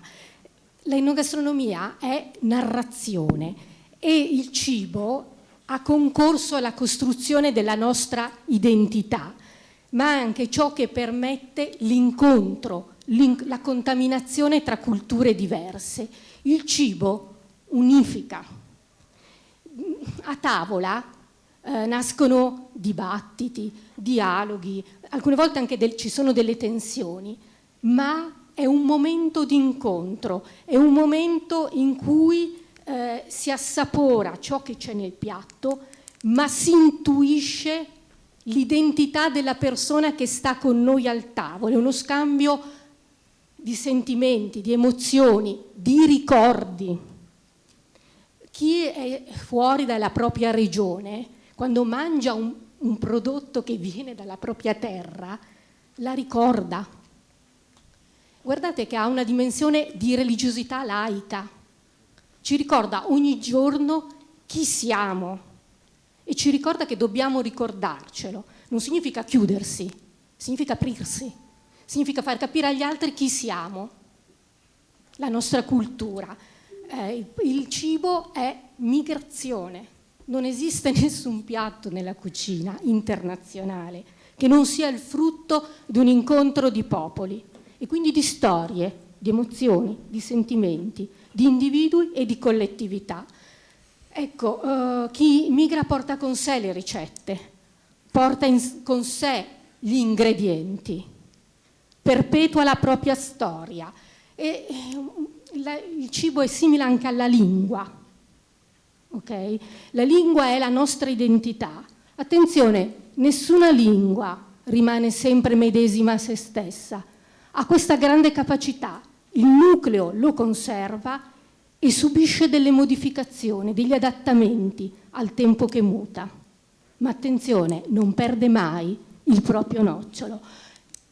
Però il cibo non è solo cultura, come ve la sto descrivendo io, è anche economia. Perché il cibo consente alle regioni, consente all'Italia, ma anche alle regioni, di poter consentire uno sviluppo economico. Questo come può avvenire però? Non in modo isolato, nessuno vince da solo. L'importanza delle associazioni l'importanza dell'unirsi, del fare rete, nello stare insieme, è proprio qui creare la propria economia individuale senza dimenticare che si concorre insieme agli altri a formare un'economia collettiva. Questo dovete, secondo me, capire quando parlate di cibo, di ricette, di ingredientistica. Bisogna essere consapevoli e guardate che è importantissimo. Voi sedete su una miniera d'oro, la Sardegna è una miniera di prodotti, di cultura agricola, di cultura alimentare. Guardate, io, come tutti, ho conosciuto la Sardegna dal mare. Quando ero molto giovane, se andavo in vacanza, magnifica. Come? Grazie. Diversamente giovane. Ecco, ma poi il mio lavoro mi ha portato a conoscere anche l'interno della Sardegna. E guardate che è meravigliosa. Ci sono dei piatti, lo dicevo prima con lui, che io ho scoperto, come adesso magari lo pronuncio male, la sacordula, ho sbagliato magari a pronunciare, scusatemi, giusto, che è eccezionale. Ma chi la conosce? Voi sì, sicuramente, ma io che pure mi occupo di enogastronomia, non la conoscevo, sembra una trattoria di Oschiri, non me l'avessero offerta, io non l'avrei mai conosciuta. Allora conta anche l'informazione, unitevi, non abbiate paura di unirvi e poi comunicate al mondo, trovate sicuramente delle persone disponibili a darvi voce, perché dobbiamo combattere, ne parlavamo prima con il mio vicino, anche la cultura dell'omologazione alimentare, ok? I prodotti hanno un valore quando hanno un'anima, quando hanno una cultura e questo le persone ormai lo comprendono e soprattutto dopo il Covid c'è tanto desiderio di autenticità. E allora voi che siete autentici e che avete ancora prodotti che rappresentano la vostra cultura, la vostra identità, io vi invito a unirvi, a stare insieme con le vostre diversità e soprattutto comunicatele, perché altrimenti pochi le conoscono. Va bene il passaparola, ma sforzatevi di comunicare con gli organi di stampa, con i mezzi che ci sono oggi, che sono digitali, con le app, con tutto quello che la tecnologia può presentarvi. Io adesso non voglio portarvi via tempo, per cui vorrei solo concludere il mio intervento con il fatto di raccomandarvi anche di leggere le esperienze che stanno facendo altre regioni o anche altre nazioni che hanno meno di noi ma che alcune volte li promuovono molto meglio i nostri prodotti, i loro prodotti. E non abbiate paura anche di non copiare, che è brutto, ma di imitare. Guardate le esperienze vincenti, cantine aperte, le strade dei vini. Voi avete un ottimo formaggio, ad esempio. Perché non fate delle strade dei formaggi, ma non così, perché sennò sembra proprio imitare. Strade dei formaggi sui sensoriali, il turismo esperienziale, il turismo basato sui sensi, in questo momento è vincente. Il formaggio, io parlo di questo perché il mio vicino rappresenta questo mondo, permette di fare un turismo, una strada a tappe, in cui chi viene in Sardegna e vuole esperire un turismo diverso dal solito può conoscere il formaggio, che è un importante prodotto che da voi fatto, scusatemi, vi ripeto, attraverso i 5 sensi. Guardate che è un'esperienza unica, qualsiasi turista italiano e straniero vivrebbe questa esperienza con grande piacere e incontrerebbe persone come i pastori, con la loro cultura, gli agricoltori, conoscerebbe le differenze tra i formaggi, perché i formaggi non sono tutti uguali. Quindi vi invito a riflettere, a aprirvi a quello che il mondo circostante vi può offrire come esperienza, come anche misura di incontro e poi con la vostra creatività e la vostra cultura a provare a farlo e sono sicura che poi anche la politica sia in grado di recepire questo messaggio, perché quando c'è un progetto io sono sicura che la politica è in grado di recepirlo e di farlo proprio. Adesso però basta, perché altrimenti vi tedio e passo la parola invece al mio vicino che è Gianni Maoddi, industriale lattiero caseario.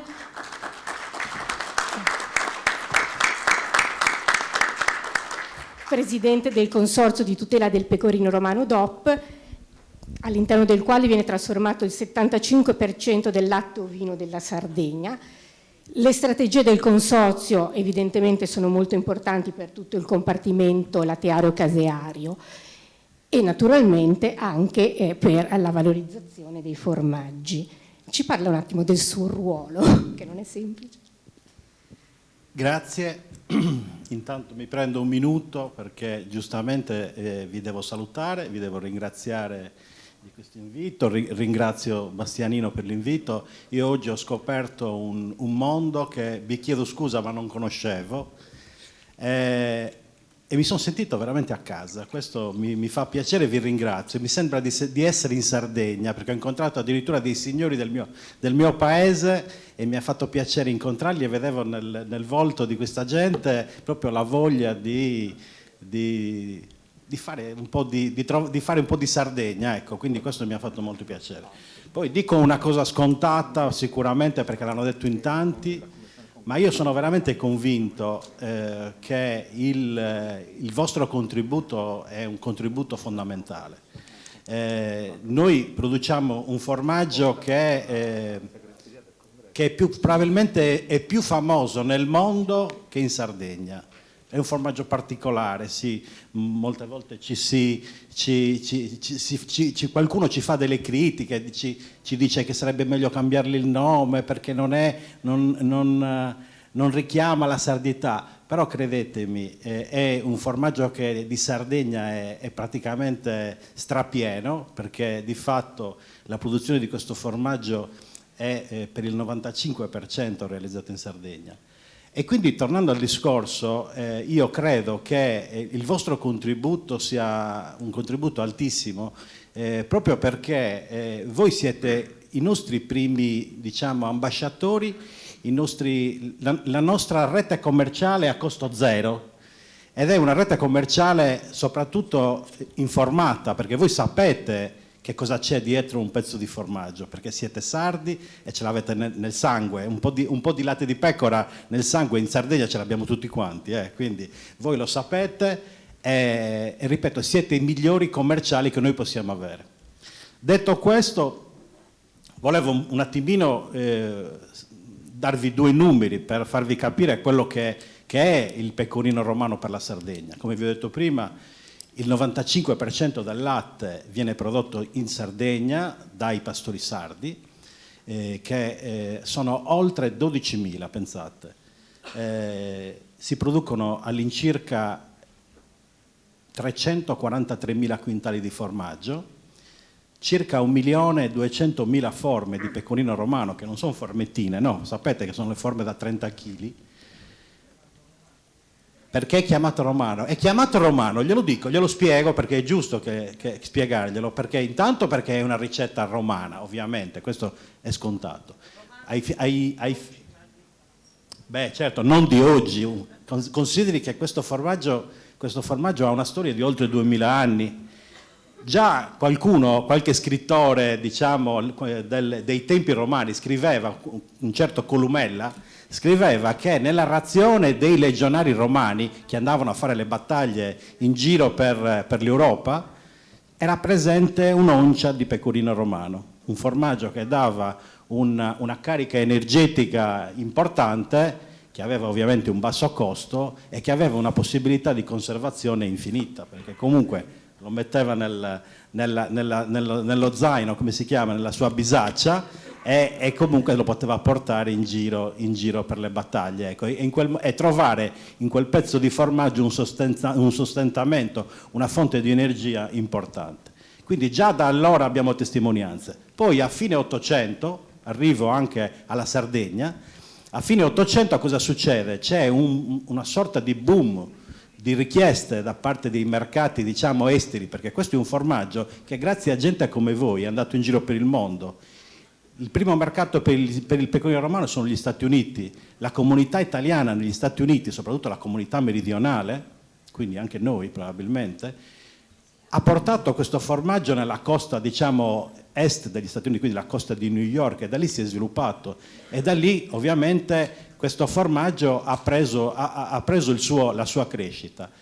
A fine 800, dicevo, c'è questa richiesta importante, forse anche dovuta anche all'emigrazione che ci sono poi all'inizio del Novecento, e i produttori laziali ovviamente che hanno difficoltà a reperire materia prima, quindi il latte, vedono nella Sardegna un bacino di latte molto importante, tant'è che all'inizio si produceva il pecorino romano negli ovili e poi i commercianti romani venivano e lo compravano in partita dai pastori. Queste sono le prime produzioni.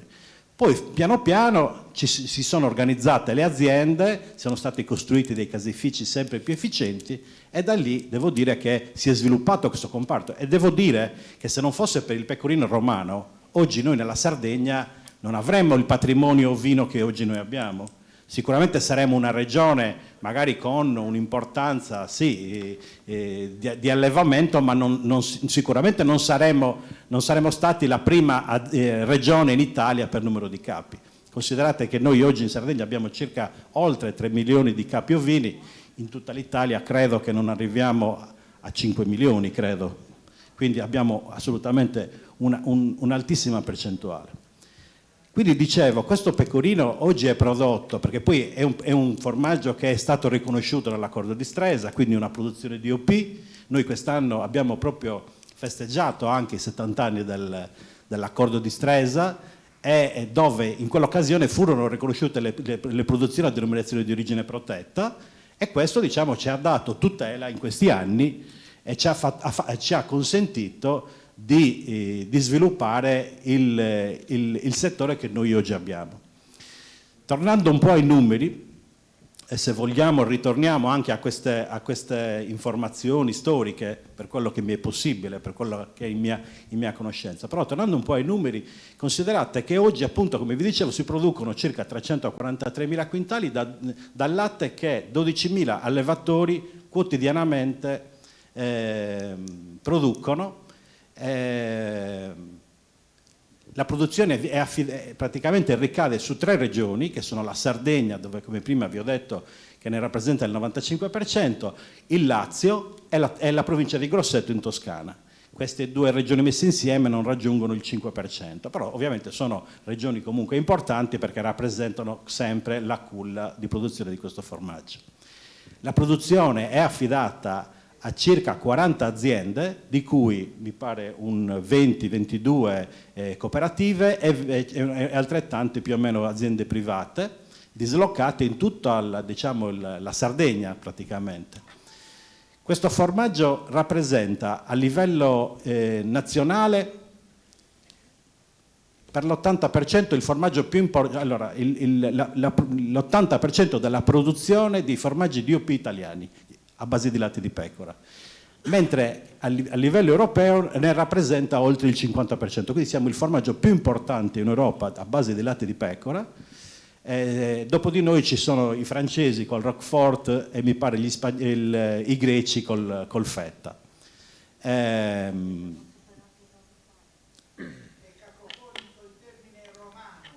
Il termine romano deriva da Roma, però guardi, per quanto io voglio bene alla Sardegna, quando lei va a New York, il nome romano mi sembra che è un po', prende un po' di più, mi dispiace. Guardi, è una questione di marketing, ma veramente io credo che non sarebbe conveniente fare. Per quanto io sono d'accordo con lei, che mi piacerebbe anche a me chiamarlo sardo, ma purtroppo non ne trarremo beneficio. No, mi creda che all'estero è molto meglio. Comunque, detto questo, la produzione di questo formaggio, come vi dicevo prima, quasi il 70% è esportata, quindi è un formaggio che si vende assolutamente in giro per il mondo. Il primo mercato, come vi dicevo, è il mercato americano.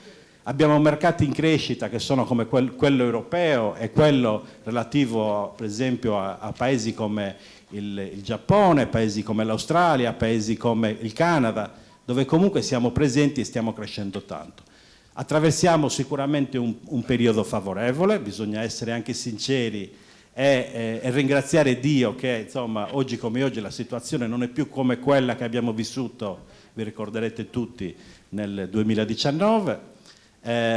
Oggi il mercato ci sta premiando, si fa molta qualità, si è molto attenti alla produzione, i consumi, ripeto, sono in crescita e ci auguriamo tutti quanti che questo possa durare per tanti anni ancora, perché il settore ha bisogno veramente di crescita. Voglio aggiungere un'altra cosa, questo prodotto, o meglio questo comparto, perché è giusto parlare di comparto, perché non è solo pecorino romano in Sardegna, ci sono anche altri formaggi, diciamo che l'altra metà del cielo della produzione del latte di pecora è trasformata in altri formaggi assolutamente di lustro per la Sardegna, però una cosa fondamentale oggi da segnalare è la sostenibilità ambientale di questa produzione. Probabilmente noi siamo una delle poche produzioni che anziché prendere dall'ambiente dà. Quindi questo è fondamentale. Io vi dicevo prima, in occasione di un convegno che abbiamo fatto a Bergamo per questi 70 anni dell'accordo di Stresa, eravamo seduti con i presidenti del Parmigiano, del Grana, della Mozzarella di Bufala, e c'era la giornalista del Sole 24 Ore che ci intervistava in una tavola rotonda come questa, e a un certo punto ha toccato diciamo, il tasto della sostenibilità ambientale, e io onestamente mi sono sentito un po' in imbarazzo, perché ho dovuto dire delle cose scomode, perché sicuramente l'allevamento della pecora non ha un impatto ambientale come può essere l'allevamento della vacca in stalla, e quindi io credo che su questo dobbiamo fare tesoro, su questo dobbiamo fare motivo promozionale, affinché nel mondo poi perché comunque, come diceva la dottoressa, oggi il consumatore è sempre più consapevole, ricerca queste tipologie di produzione, si è molto attenti ai consumi, e di conseguenza dobbiamo usare le leve giuste anche per comunicare questi vantaggi, che secondo me sono una chiave, diciamo, molto importante nella vendita dei nostri prodotti. Grazie.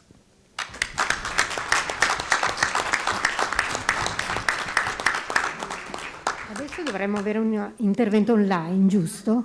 Adesso riusciamo a connetterci, perché in Sardegna, non in tutte le zone dell'isola, c'è la copertura, come anche nell'Appennino piacentino.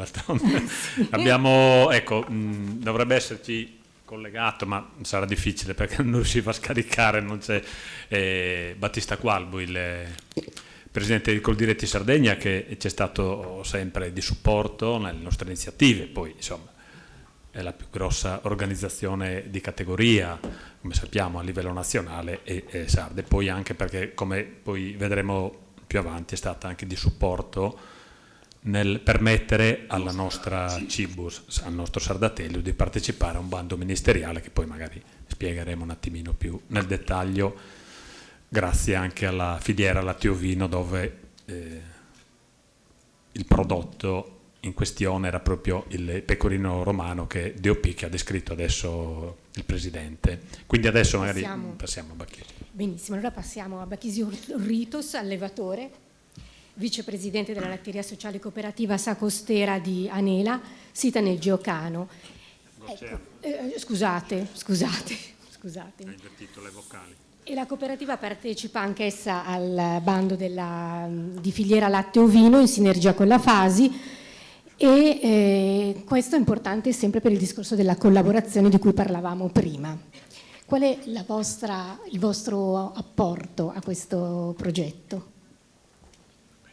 Mi presento, sono Bacchisi Ritos, pastore, sono uno dei soci della cooperativa di Anela, ci troviamo tolgo una schedina, faccio parte della cooperativa di Anela, che si trova nel Goceano, dove racchiude 9 comuni.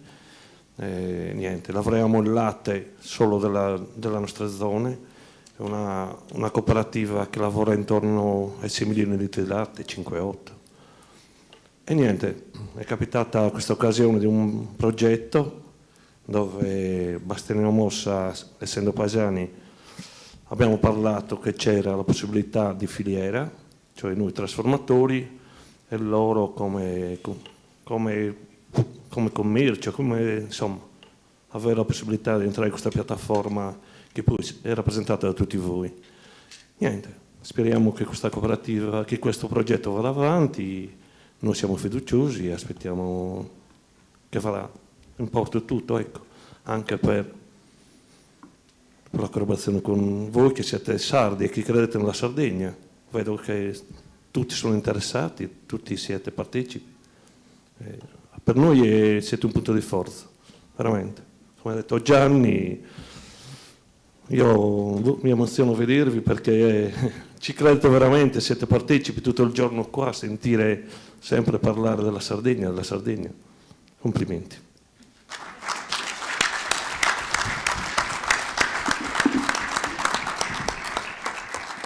Posso aggiungere, Monica, siccome Bacchisio ha partecipato a Nichelino a un convegno che facemmo quando, ahimè, il pecorino romano costava 4 euro invece che 9,5 di adesso, e quindi sapete cosa è successo, no? Qualche anno, poco tempo fa, dove il latte è stato versato per terra, quasi per disperazione più che per protesta, e Bacchisio ci ha dato una mano anche a capire, lo facemmo anche grazie all'interessamento, ecco, di 2 compianti, di Salvatore Fois e di Renzo Caddeo.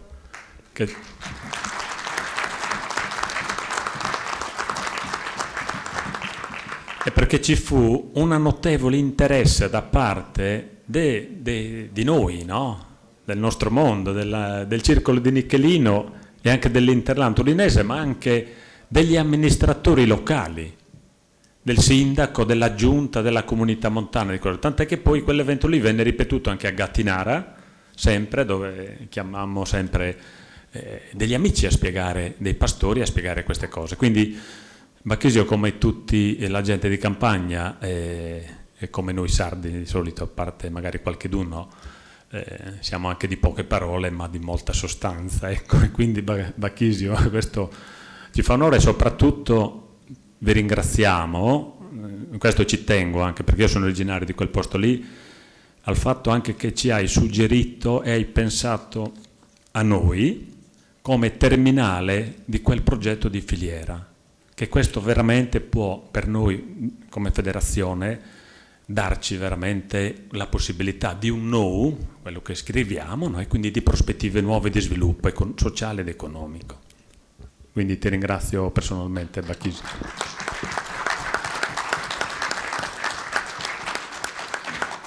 Sì, se posso aggiungere una cosa anch'io, penso che sia importante anche far conoscere al consumatore finale cosa c'è dietro a un prodotto, anche il latte. Il latte ha un prezzo irrisorio, cioè le difficoltà che stanno dietro anche questo mondo, per far comprendere, essendo il primo anello della filiera, è quello che spesso non è considerato e anche economicamente ha difficoltà ad avere il giusto prezzo. E quindi questo è importante, cioè nel senso che alcune volte anche alcuni atteggiamenti che possono sembrare esasperati nascondono una drammatica situazione. Noi mangiamo il formaggio, ma per fare il formaggio ci vuole il latte, e pochi lo sanno. Tanto tutti voi venite dalla Sardegna, sono sicuro che almeno il 50% o in famiglia o viene da famiglie di pastori che sono dovuti emigrare, perché è così. Per fare il pastore deve essere, non nasce così, ci vuole generazione, ci vuole passione, devi essere da piccolo portato ad essere... È una passione particolare, non guardi quello che guadagni, non guardi quello che puoi avere, è sempre una lotta, perché i guadagni esistono forse più facili con altri mestieri, con altri lavori. Fare il pastore è una passione che ti nasce da piccolo, devi averla. Poi i tempi stanno cambiando anche per noi, stanno cambiando il modo di lavorare, di produrre il latte, sempre rispettando l'ambiente, come ha detto Gianni. Noi abbiamo una cultura della nostra terra, di rispettare il nostro ambiente, di fare ancora il pastore nel modo antico, perché il latte nasce da questo, cerchiamo i prodotti più sani. Poi spero che il prezzo del latte e del formaggio stia cambiando anche per quello, perché noi rispettiamo l'ambiente.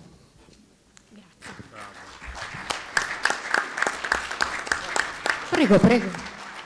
Scusatemi se posso aggiungere, bisogna ovviamente dare il valore anche ambientale alla presenza del pastore nelle campagne. Voi sapete tutti che cosa è successo quest'anno nelle campagne in Sardegna, no? Avete visto la piaga degli incendi, e quest'anno purtroppo è successo questo, ma queste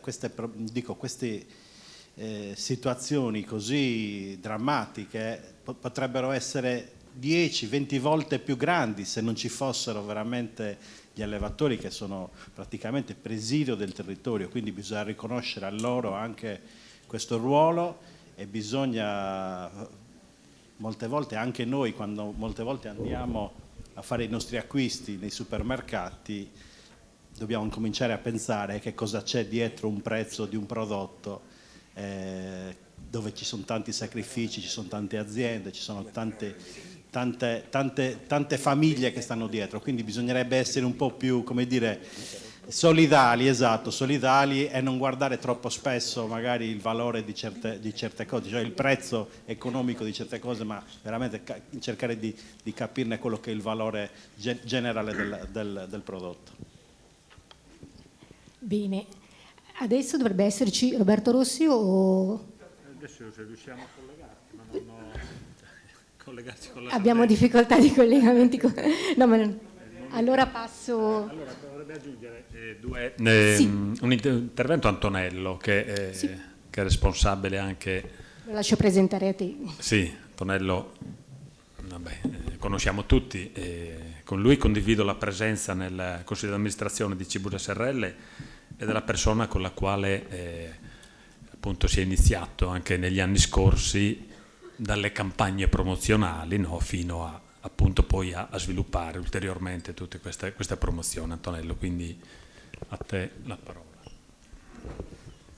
Scusate, mi avete già sentito troppo, però insomma questa è un'altra occasione e pertanto un altro tema, non posso esimermi di dire 4 parole, perché essendo nel Consiglio di amministrazione, lavorando lì, quindi mi sento il dovere di intervenire. Ma intervengo su una questione, intervengo su questo progetto.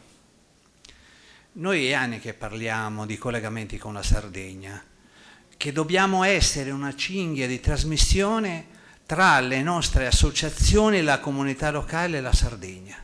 Ecco, questo progetto porta a termine o inizia un percorso vero.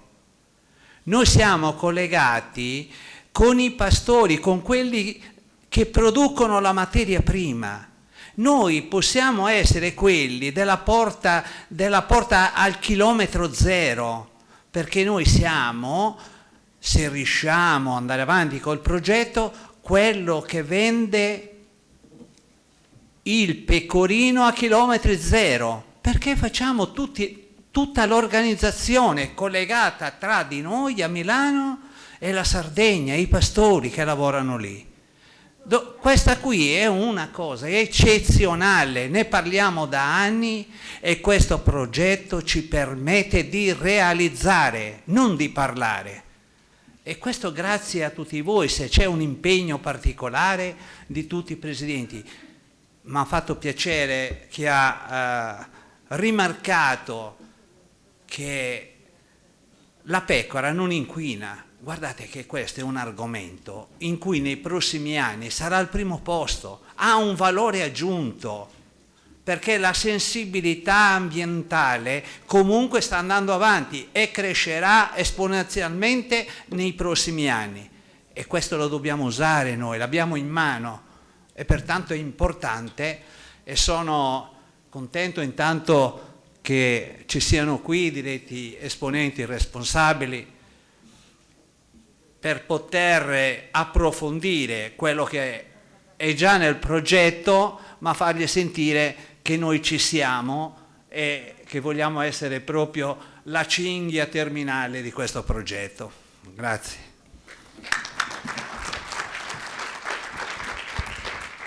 Salvatore. Benissimo, allora riprendiamo la scaletta e il prossimo intervento è di Salvatore Carvone, che è un professionista della Fasi lavora all'interno della piattaforma Cibus Sardatellus e si occupa particolarmente di un nuovo progetto molto importante anche questo, che è lo sviluppo dell'e-commerce, che è un tassello necessario, essenziale oggi per una comunicazione diretta con il consumatore finale, perché sempre più le modalità di acquisto cambiano, come è stato detto più volte anche dagli altri relatori. Il consumatore è sempre più attento a ciò che compra, cerca il prodotto se non a chilometro zero quantomeno a chilometro vero, cioè vuole essere sicuro di ciò che mangia e vuole conoscere la storia del produttore, da dove proviene, giustamente da quale cultura fa riferimento. Quindi anche la tecnologia può essere molto importante. Grazie. Sì, noi siamo il braccio operativo, diciamo, del progetto Sardatellus. Sardatellus.it è una parte dell'ampio progetto che voi già conoscete. La Cibus è l'azienda che da 30 anni distribuisce i prodotti sardi nel nord Italia e in parte della rete di circoli aderenti alla Fasi. Infatti colgo l'occasione per ringraziare tutti i presidenti e i circoli che ci supportano e che hanno dato ampia disponibilità a inserirsi nel progetto e a collaborare col progetto di Sardatellus.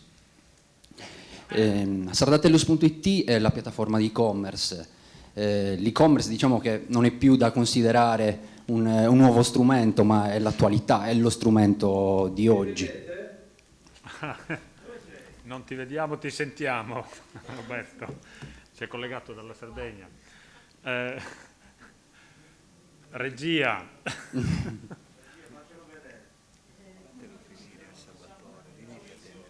Dov'è Maurizio? Arriva. Allora vai avanti, Salvatore, intanto. Vai. Sì, posso andare avanti, poi... Sì, dicevo insomma che ormai il commercio elettronico è l'attualità, più che il nuovo, per cui abbiamo da questo punto di vista delle opportunità e delle difficoltà perché comunque è un mondo complesso dove c'è sempre più concorrenza, una concorrenza agguerrita che però è stimolante per noi. Dall'altro lato una grande opportunità perché c'è un pubblico sempre più ampio che vuole acquistare online, che acquista online, che è abituato a farlo e che ha anche un mercato maturo, perché sento la voce che arriva.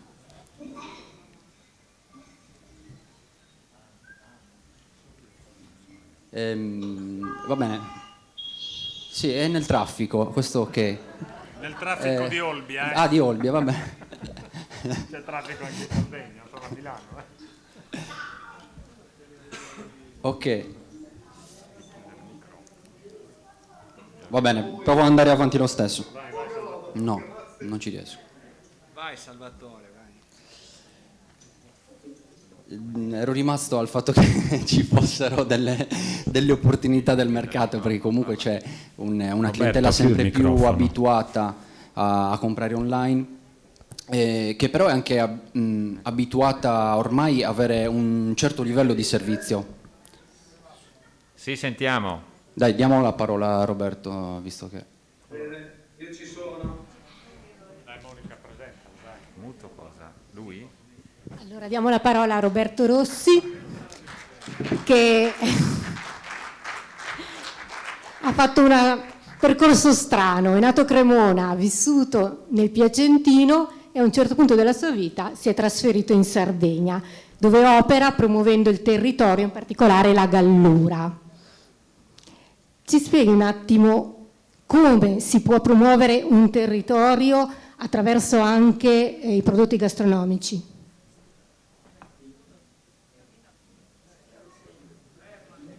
Devi fermarti, mi sa.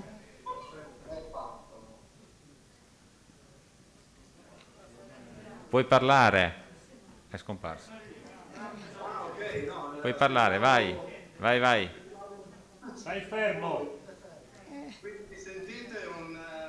Stai fermo. Un saluto dalla Sardegna.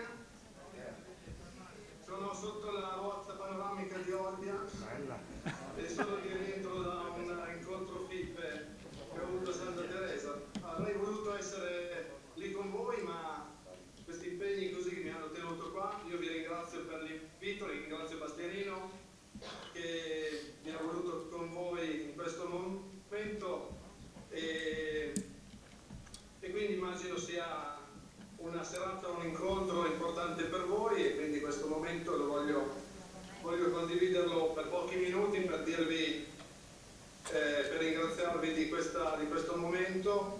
Noi con Bastianino ci conosciamo da un po' di anni, quindi lo ringrazio in prima persona perché con lui abbiamo condiviso diverse cose, tutto parte da un'esperienza che a Rivergaro nel Piacentino abbiamo condiviso in una serata dedicata alla musica che nel Piacentino si chiama Rock in Treppi e si fa ogni anno. Una serata era stata dedicata alla cucina sarda e per cui con Bastianino si era organizzata una serata che ancora adesso si ricorda, che se ne parlano e come volontario della Proloco io ogni tanto torno in quella zona, mi chiedono ancora quando si rifà questa scena, è stata nella memoria di tutti e questo è il motivo in cui noi quando ho conosciuto Bastianino. Poi ci siamo incontrati, siamo diventati amici e abbiamo avuto modo di confrontarci su vari aspetti di come fare impresa, dell'associazione, ci siamo trovati sempre in sintonia sulle modalità, diciamo, perché poi si parla sempre di come fare rete, di fare sistema, di come promuovere il territorio e si parla sempre di cooperazione, di fare le cose insieme, di condividerle, di creare un sistema dentro il quale tutti sono chiamati a fare le loro parti, insomma, è sempre un gioco, un team che funziona, che dà poi risultati a queste iniziative.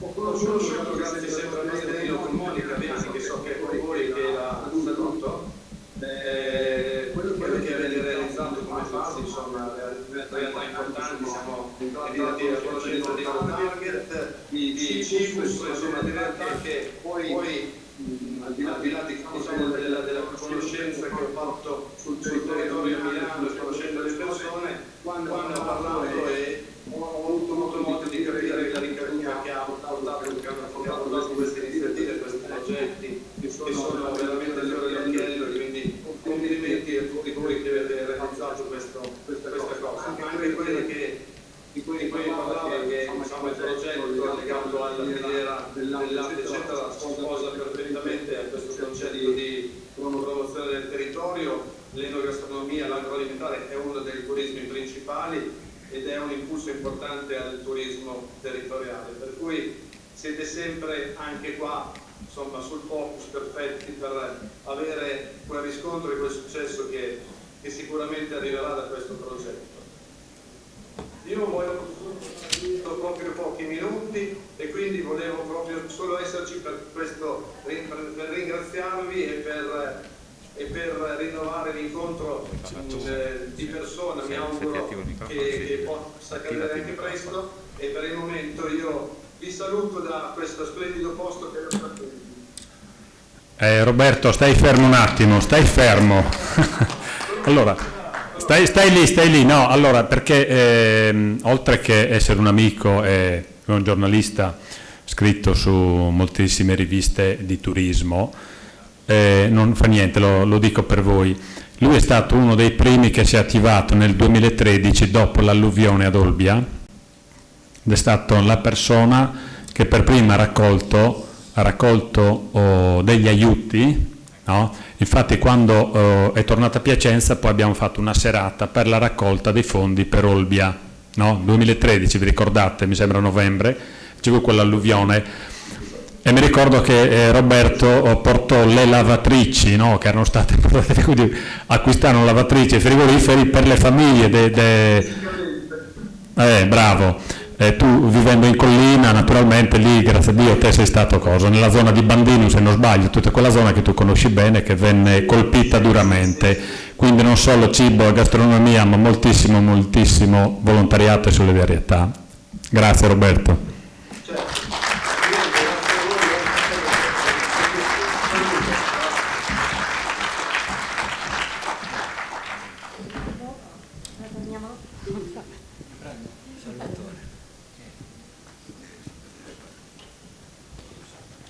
Eravamo rimasti un po' al mercato, diciamo, dell'e-commerce attuale, no?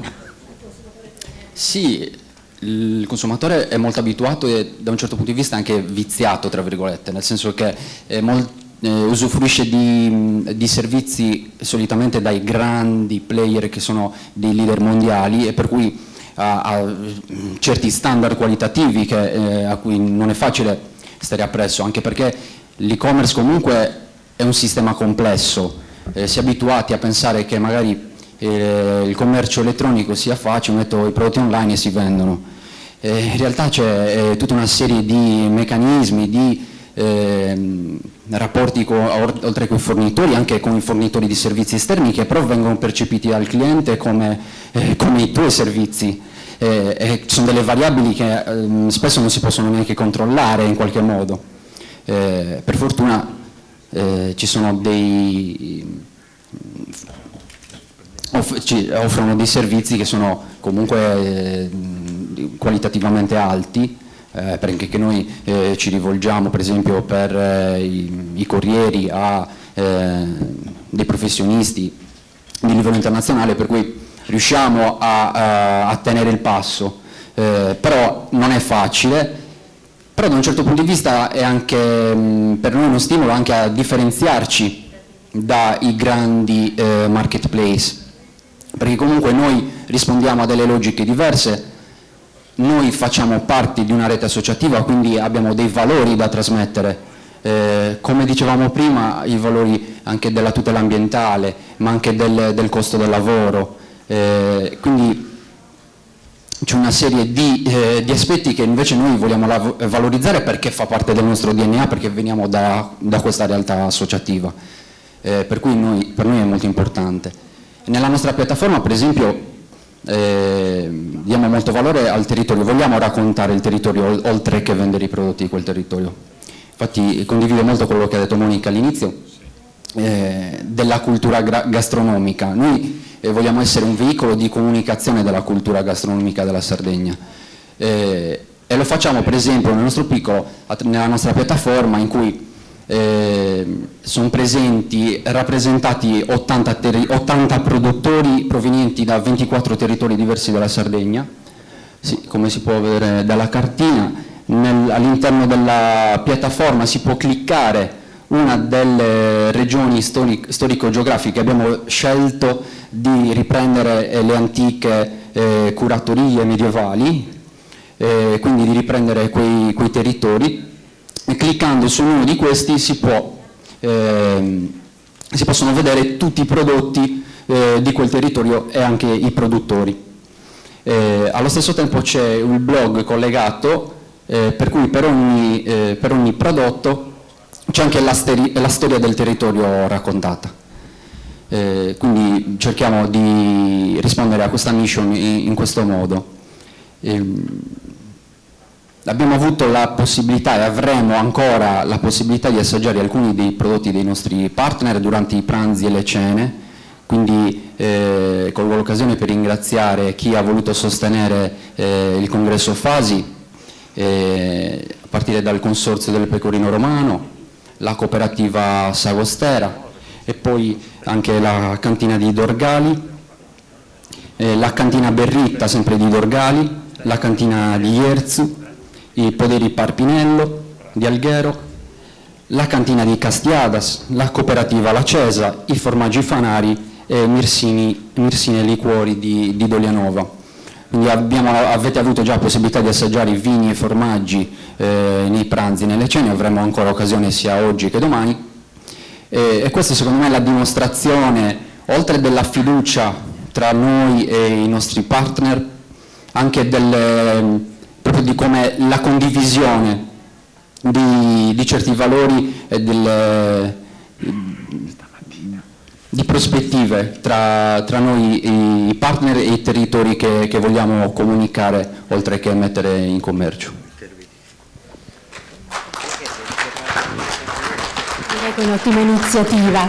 Monica, Sì. dobbiamo fare un altro cambiamento. esperimento. Facciamo un esperimento. È in linea il presidente di Coldiretti Sardegna, Battista Qualbo, ce l'ho qui. Adesso ti metto in viva voce, Battista. Guida, e sta attenta, si strada, Fredda. Prego. Vai. Mi sentite? Sì. Mi sentite, Bastiani? Sì.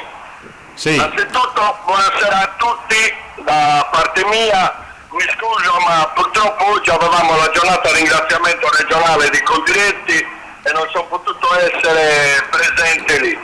Saluto affettuosamente tutti, dal presidente a Serafina, Bastianino, tutti gli amici della Fasi con i quali ormai da diversi anni abbiamo una fattiva collaborazione. Penso al primo anno che avevamo portato gli agnelli GP e grazie a voi tantissimi sardi hanno il piacere di poter gustare questo prodotto che poi è un'eccellenza dell'agroalimentare sardo. Io mi sono reso conto, stando con voi anche il giorno di Bastia Umbria, quanto sia sentito l'attaccamento di voi nella terra che per motivi di lavoro avete lasciato diversi anni fa, ma credo veramente che migliori ambasciatori per noi non ci possono essere del vostro sguardo, del vostro entusiasmo, della vostra promozione che fate dei nostri prodotti. Sono convinto che questa collaborazione porterà sempre dei risultati migliori per tutti e credo che ne abbiamo estremamente bisogno gli uni gli altri di fare rette, di collaborare e sono convinto che per la prossima occasione riusciremo a farlo anche di persona, Covid permettendo. Bene. Ti ringraziamo Battista, siccome stiamo parlando anche del progetto di filiera a cui Coldiretti è stata determinante per la nostra partecipazione, naturalmente il protagonista sono i pastori, abbiamo detto i trasformatori, il formaggio e poi tu sei anche un pastore. Quindi... Assolutamente, Bastianino, è un progetto importantissimo per noi e credo che quando si dà pari dignità a chi produce, a chi trasforma, a chi commercializza, credo che solo in quel momento si sia raggiunto l'obiettivo e voi siete un pezzo di quel progetto. La promozione che voi farete anche all'interno di quel progetto sicuramente potrà dare questa dignità anche a noi allevatori. Di questo veramente vi ringrazio con cuore, sono convinto che la cosa veramente ci darà tante soddisfazioni ed è la strada giusta per dare, come dicevo, a tutti la propria dignità, perché non è possibile che poi tutti i rischi di impresa vengano catapultati sull'anello più debole che siamo noi produttori e da questo punto di vista appunto voi siete una parte molto importante e non vedo l'ora di iniziare anche con quel progetto. Per cui vi abbraccio tutti, vi auguro un buon lavoro e spero la prossima volta di poter essere di presenza con voi. Grazie a tutti. Grazie a te e un abbraccio. Ciao Battista. Ciao. Bene, riprendiamo dal vivo, cioè in diretta, in presenza meglio. Senza esperimenti. Vabbè, la tecnologia serve anche nella pastorizia. No, ma poi comunque ha consentito quantomeno di poter parlare con le persone che non erano presenti. No? Certo, dai. Quindi,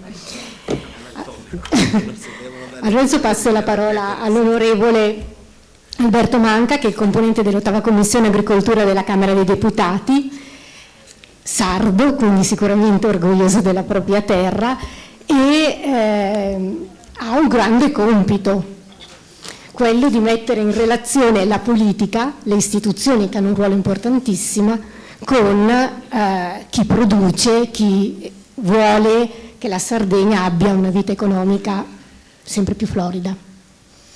Assolutamente, buonasera a tutti. Ringrazio gli organizzatori di questo importante evento che ha permesso anche a me di conoscere meglio il i circoli, la Federazione Fasi e tutto il lavoro, il grande lavoro che portate avanti per la tutela e la promozione, in questo caso, visto l'ordine del giorno del convegno, per la promozione dei nostri prodotti. Ringrazio anche gli interventi di chi mi ha preceduto perché diciamo sono stati molto interessanti, visto la passione di Bachisio, insomma il senso di appartenenza che ha il primo anello, come diceva il Presidente della Coldiretti, della filiera agroalimentare. Rispondo subito alla domanda: cosa può fare la politica per aiutare i nostri territori, aiutare l'esportazione dei prodotti, ma soprattutto l'esportazione di una tradizione, di una millenaria che trasforma i prodotti del settore primario. La politica, mi collego all'intervento che ha fatto il ragazzo responsabile appunto del progetto per quanto riguarda l'e-commerce. Ecco, l'e-commerce è stata una delle attività che mi ha coinvolto anche recentemente perché, vedete, l'anello debole, si dice sempre che l'anello debole della filiera è il produttore, il pastore, ed è vero, ma non è l'unico della filiera agroalimentare.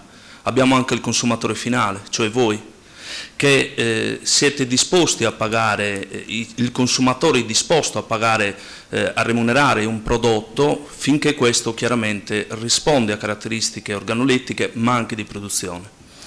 Mi sono adoperato proprio per rafforzare la norma sulla commercializzazione dei prodotti poiché si era di fronte a un vulnus normativo, cioè la commercializzazione di prodotti che non rispettavano il regolamento CE 1169, in poche parole sconoscere l'esatta provenienza di quel prodotto, sapere da dove viene quel prodotto che identifica un territorio. Avevamo un vulnus, si aveva la commercializzazione di un prodotto, in questo caso parliamo dell'agnello IGP, che in realtà poteva essere un agnello rumeno, venduto chiaramente senza etichetta e determinava diciamo, una non conoscenza da parte del consumatore che magari originario sardo era convinto di acquistare un prodotto proveniente dalla Sardegna. Contraffazioni che oggi in Italia, tenete conto, da un dato Coldiretti sono, o comunque dal centro studi, sono approssimativamente vicini ai 100 miliardi. L'evasione fiscale del 2019 è pari a 80 miliardi circa, quindi potete capire che tipo di impatto ha la contraffazione e l'adulterazione dei prodotti agroalimentari. Ecco perché leggendo il progetto Sardatelius ho visto proprio una ricerca, a parte la promozione, ma anche della tutela dell'origine del prodotto attraverso una piena e completa tracciabilità del prodotto. Questo va proprio a evidenziare la passione e la volontà di tutelare le produzioni dei nostri territori. È chiaro quindi che come politica si cerca di dare supporto alle nostre aziende primarie, quindi pastori, orticoltori, tutto il settore di allevamento fino ad arrivare anche agli impianti di trasformazione, possono essere i caseifici piuttosto che i mattatoi. La manovra di bilancio quest'anno prevede un apporto doppio di risorse economiche rispetto all'anno precedente, siamo vicini ai 2 miliardi. Perché si dà un importante apporto economico al settore primario? Perché, come diceva appunto Bastianino, nel periodo pandemico il settore primario ha dimostrato la sua essenzialità, è stato quello che ha fornito derrate alimentari a tutti i settori, a tutti i ceti, proprio nel momento di massima criticità per uno Stato, in questo caso per il mondo intero. La manovra va a finanziare ancora una volta proprio progetti simili al Sardatelius, attraverso l'incentivazione di 160 miliardi proprio per il Fondo per lo sviluppo e il sostegno delle filiere agricole. Interveniamo direttamente con 1,2 miliardi che provengono dal PNRR, di cui 300 sono per il mondo biologico, proprio per i contratti di filiera. Recentemente abbiamo stanziato altri 100 miliardi per quanto riguarda i distretti del cibo, di cui abbiamo un distretto del cibo che è già attivo in Sardegna e altri stanno nascendo, quello della Barbagia. Perché si cerca appunto di incentivare? Per dare maggiore competitività, per dare l'opportunità alle nostre aziende di presentarsi in un mercato sempre più competitivo, sempre più difficoltoso, che magari sicuramente dà nuove opportunità, nuove sfide ai produttori e ai trasformatori, ma sicuramente si ha necessità di competitività, perché quando ci portiamo in un mercato come diceva il presidente del consorzio, nel mercato americano, nel mercato asiatico, è chiaro che ci si deve rapportare con una competitività e una capacità elevata. Questo, vedete, io rientro ogni settimana nella mia terra, sono fortemente attaccato a tutta la Sardegna, la giro costantemente in lungo e in largo, perché è dalla base, dal territorio che traggo le informazioni necessarie per tradurlo poi in elementi normativi. Una delle richieste che mi veniva fatta a parte dal consorzio, ma anche dai pastori, dai caseifici, quindi dagli impianti di trasformazione, era quella ed è quella della difficoltà dell'accesso al credito. Si ha una eccessiva burocratizzazione, un'eccessiva attivazione di ipoteche, comunque di vincoli verso l'azienda che richiede del credito, ma soprattutto una lungaggine nell'erogazione del fondo. Quindi chiaramente più tardi arrivano i fondi necessari per fare un investimento, più tardi ci si presenta e si perde chiaramente competitività. Ecco, per questo motivo siamo intervenuti estendendo misure creditizie quali ad esempio il pegno rotativo, che tradotto in termini molto semplici non è altro che un credito che viene dato sulla maturazione del prodotto, cioè si applica il pegno sul prodotto maturazione. È una misura creditizia che viene applicata da anni per quanto riguarda il pecorino romano e i prosciutti. Noi abbiamo cercato e l'abbiamo estesa a tutti gli altri settori di produzione primaria. Immaginatevi al settore vitivinicolo, siamo arrivati anche alle bevande spiritose che sono il mirto, il limoncello e quant'altro, ma oggi è in fase di attivazione anche quella per l'olio. Attivato a febbraio sta già sviluppando crediti o comunque investimenti per oltre 30 milioni di euro. Questo sta a significare dell'elevata capacità e della volontà che si ha da parte delle imprese di accedere a questi sistemi creditizi. Recentemente inoltre abbiamo attivato il pegno immobiliare non possessorio, che è una misura che applica, è una misura fortemente richiesta dai caseifici e dalle aziende vitivinicole, perché agisce e pone il pegno sul prodotto che poi andrà a maturazione, a trasformazione. Ecco quindi che si può applicare al latte, si può applicare al mosto, e diamo sostegno a queste aziende in una maniera molto elastica, molto veloce, molto snella, e permette alle aziende, i caseifici e le cantine che nel momento in cui acquistano il latte o il mosto o le uve, chiaramente è un momento di sforzo economico per queste aziende. Quindi diamo la possibilità politicamente, uno strumento che non impegna alcuna risorsa pubblica, ma consente da un punto di vista legislativo e normativo di semplificare le norme e consentire l'accesso alle aziende.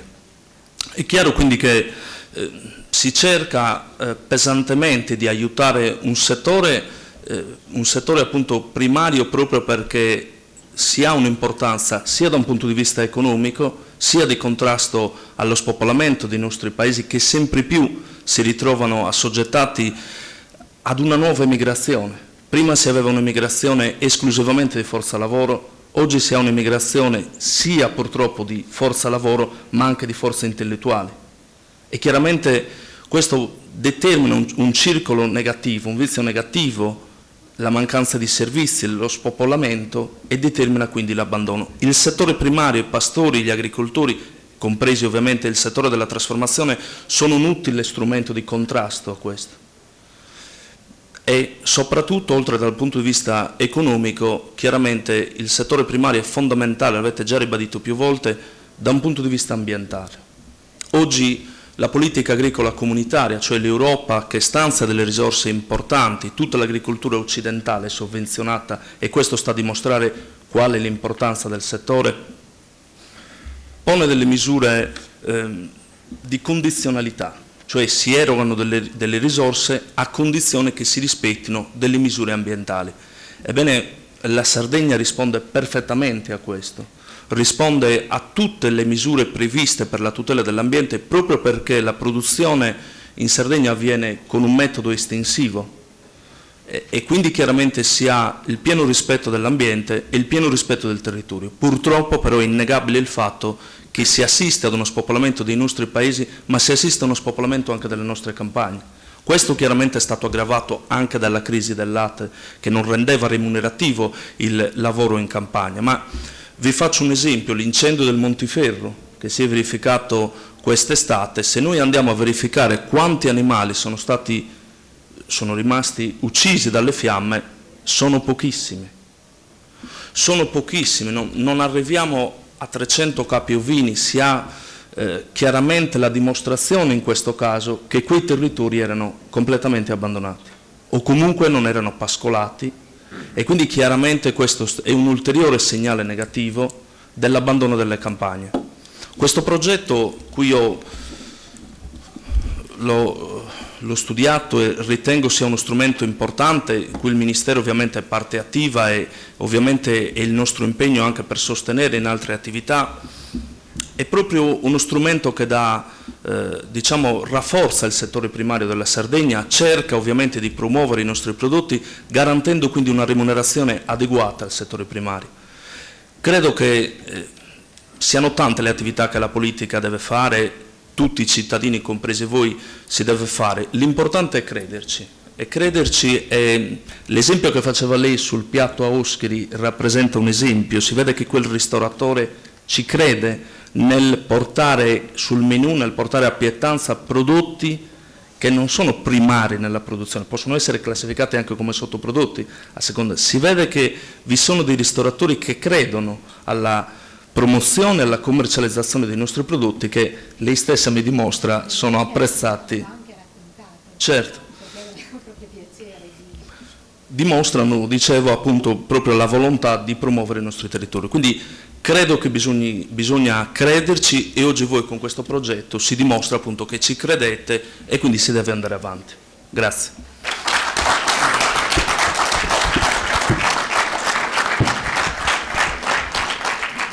Grazie Alberto. Serafina, certo. Vieni su Serafina. Adesso due cose brevissime, sono dei saluti. Avevamo voluto avere come relatori anche il sindaco di Burgos, Leonardo Tilocca, che tra l'altro ha fatto parte, vicepresidente del Consorzio di tutela, che negli anni scorsi ci ha aiutato anche a portare avanti cose, e del sindaco di Bultei, Daniele Arca. Questi sono delle persone molto coraggiose, perché fare i sindaci in questi territori con poche risorse e con molte intemperie in questo periodo sono oberati da tantissime cose. Siccome sono loro che vanno a vedere le frane nel paese, Sabaghi, Valada e Sura, e non sono potuti venire, vi salutano coraggiosamente, vi ringraziano anche, ci ringraziano del coso. E poi un ultimo, sempre meritano un applauso, ma di coraggio non ne hanno bisogno, di incoraggiamento non hanno bisogno, perché ce l'hanno già. E poi invece sempre abbiamo invitato, con il quale collaboriamo, il Consorzio di tutela del carciò spinoso DOP della Sardegna, nella persona di Antonio Casu di Valle d'Oria. Non è potuto venire, abbiamo avuto la possibilità di contattarlo personalmente tramite Gianni Casu, nostro presidente di Carnate, e ci manda i saluti, aveva degli impegni, ci ha promesso che appena raccoglieranno i carciofi, perché adesso è un momento brutto, ce li avremo a disposizione e naturalmente li acquisteremo. Ecco. Grazie anche ad Antonio Casu. Adesso Serafina, naturalmente, siccome in questi anni questi progetti li ha portati avanti, dirà anche la sua, no? Intanto sono grata e felice di questo incontro. Ringrazio tutti che siete venuti, ormai siamo da anni in contatto e al vostro fianco. Vorrei raccontare brevemente la storia di questo progetto per spiegare come nascono le idee all'interno della nostra associazione. Questo progetto, chiamato Sardatellus, nasce da Tonino Mulas, che a fronte di una richiesta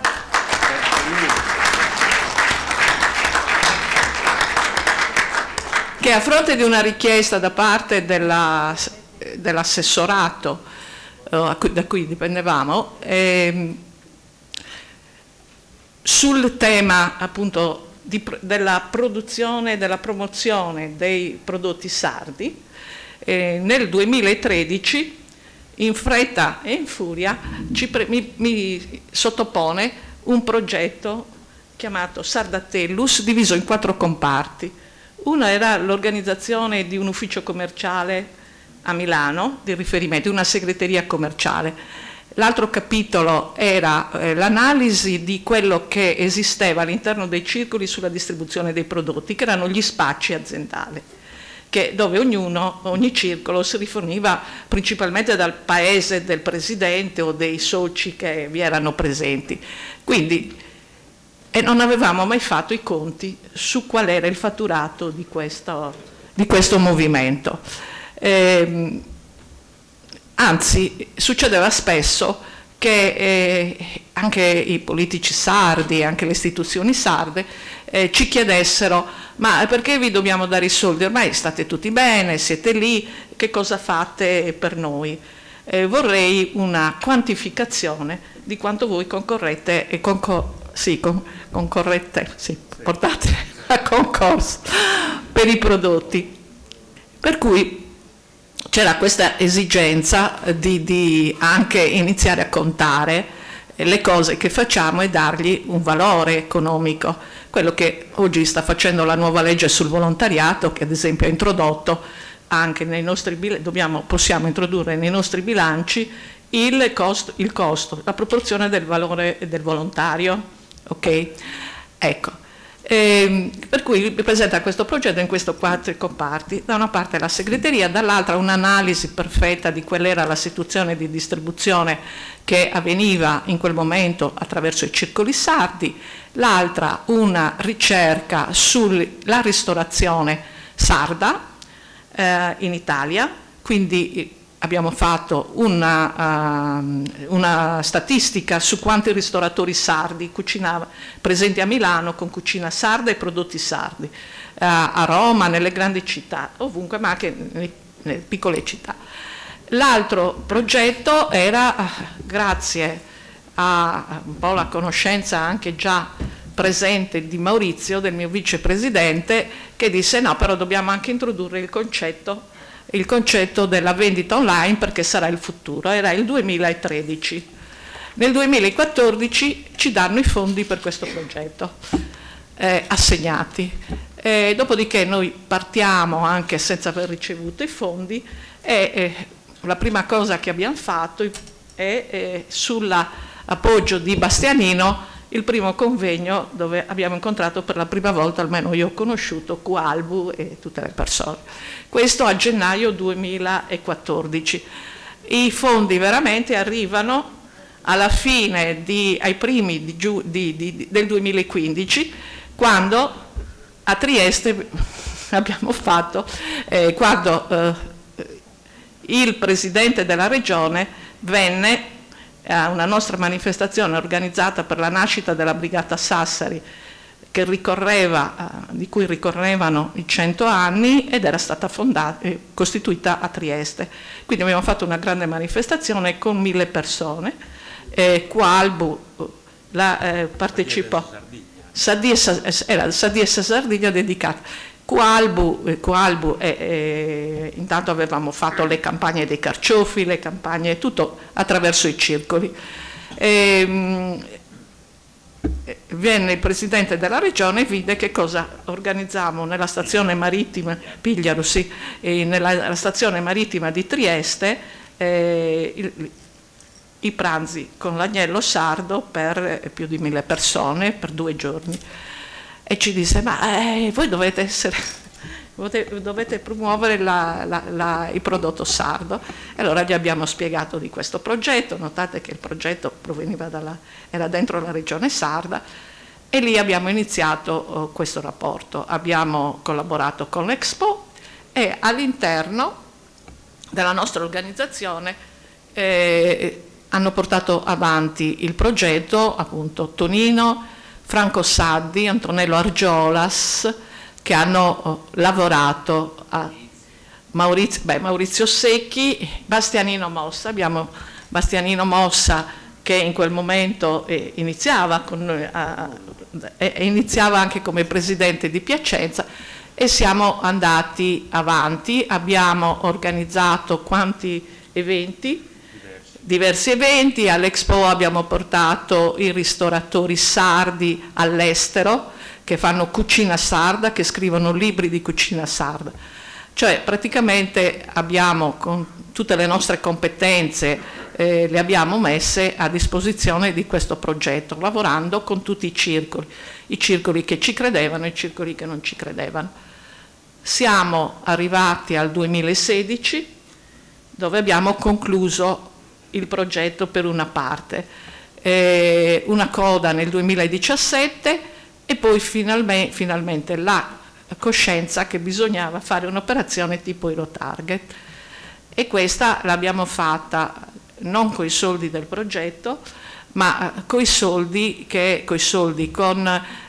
contributi e i soldi che ci provenivano da Eurotarget, cioè dall'altra attività, con molta, devo dire, con molta resistenza anche da parte dei circoli. Cioè su questo praticamente che cosa voglio dire? Che abbiamo acquistato una quota del 49% di una società, mentre per Eurotarget l'avevamo finanziata con delle lotterie, e con, sempre tra lui e Filippo, con delle lotterie e con delle raccolte fondi. Devo dire che sono mio onoro, cioè posso vantarmi di essere stata un'investitrice, perché poi ero presidente, toccava firmare a me queste cose, no? Quindi c'è la mia firma sia nell'acquisto di Eurotarget, per cui quando vado in banca salta fuori che sono anche imprenditrice e ho adesso addirittura 2 società. Ecco, e la seconda, appunto, abbiamo acquistato, finisco entro dicembre di pagare la rata, l'ultima rata, per cui consegno al futuro 2 belle società, 2 acquisite. Questo anche per ricordare a tutti voi che abbiamo portato avanti in anni, pareva che non finisse mai questa preparazione e questi progetti. Abbiamo avuto anche delle indagini, perché qualche sospetto qua là, interne ed esterne, devo dire, grazie sempre, come si dice, alle voci che corrono. Addirittura siamo stati accusati di comprare le società con i contributi della Regione Sardegna. Non c'è nessun soldo in questi acquisti della Regione Sardegna. Sapete che abbiamo sempre deliberato e portato alla vostra attenzione e fatto approvare dai nostri organi, dove c'è un'approvazione assoluta, un'approvazione parziale, ma comunque è passato. Questo perché voi è da anni che sentite questa Sardatellus e le riunioni su Sardatellus. Ecco, oggi avete la dimostrazione di quello che abbiamo costruito. Non l'abbiamo costruito in modo improvvisato o in un modo come dire, senza pensarci, imprevisto, senza essere chiari e trasparenti. Questo alla fine del mio mandato mi preme precisarlo, ringraziare questo gruppo eroico che, nonostante le critiche, nonostante tutto, è andato avanti perché ci credeva e perché tutti hanno nell'anima quello, provenendo da questo mondo e provenendo dalla Sardegna, di essere concretamente utili alla Sardegna. Abbiamo scoperto nelle nostre attività che il volontariato non basta, servono le competenze, servono le persone qualificate che sappiano utilizzare bene il contributo pubblico che ci viene dato, ma soprattutto creare ricchezza aggiuntiva sia per i produttori, ma sia anche per noi, perché tutto quello che proviene da queste attività, noi come associazione di promozione sociale l'abbiamo sempre reinvestito nelle nostre attività. Le pecore, i biglietti finanziano le nostre presentazioni dei libri, finanziano i nostri convegni culturali, finanziano i nostri progetti di formazione per noi stessi e per gli altri. La solidarietà la utilizziamo e le raccolte fondi le facciamo solo per la solidarietà, non per comprare come in questo caso le aziende, che invece ci siamo comperate con le lotterie e con il lavoro di tutti voi che nei circoli fate l'attività di bigliettazione. Lo stesso sarà per Sardatellus. Lascio questo nelle mani sicure di chi finora ha lavorato a questo progetto e di cui la mia parte è stata solo quella di mettere la firma e di credere in questo progetto. Sì, il marito voleva fare la divisione dei beni, devo dire.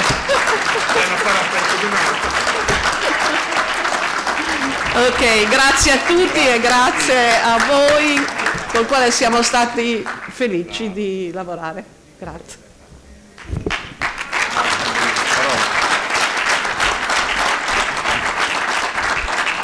Noi invece, non so chi succederà anche nel gruppo dirigente, una delle cose importanti sarà mantenere i buoni rapporti in famiglia, alla fine, perché sennò tutti questi ragionamenti poi... Comunque, allora, penso che siamo arrivati alla conclusione, magari poi Monica farai un coso, però siccome alla fine sempre di tutti questi ragionamenti bisogna metterci anche la firma, no? Come si dice, quindi io parlando col Presidente, con Gianni Maudi, del Consorzio di tutela, abbiamo pensato di siglare un protocollo d'intesa, no? Tra il Consorzio e noi, tutti noi, no? Che è un impegno che naturalmente non ci costa economicamente niente, ma è un impegno morale, un impegno a garantirci a vicenda, no? Tutto quello che abbiamo detto prima, ok? La qualità, no? Eccetera. E quindi in modo tale che quando anche ci troviamo a leggere un'etichetta, no? Che troviamo un formaggio che non va bene, come l'agnello rumeno piuttosto che sardo, tutti quanti noi dobbiamo essere coscienti e fare riferimento a queste cose. Quindi questo Gianni, te lo dicevo, magari verremo in Sardegna a firmarlo, perché è giusto che abbiamo firmato nella sede del Consorzio. Penso che lo stesso faremo anche con le altre dopo IGP della Sardegna, no? Carciofo compreso, anche perché dobbiamo dare noi tutti quanti, noi non siamo diventati di gaso, non andiamo in giro a bende su gaso, noi siamo quello che siamo, no? Lo lasciamo fare a chi lo sa fare di mestiere e lo fa bene. E poi lasciatemi spendere l'ultima parola, tutto questo affinché lo compriamo a un prezzo giusto per noi e soprattutto per i pastori. Grazie.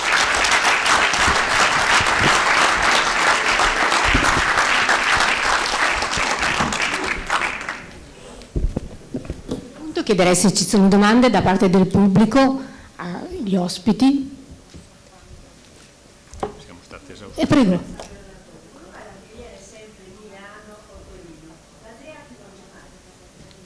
Arriverà.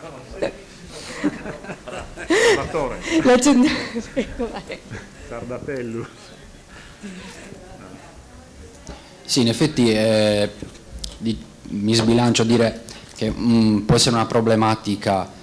Finora diciamo la nostra sede operativa è a Milano, perché lì è la logistica dell'azienda che abbiamo sviluppato.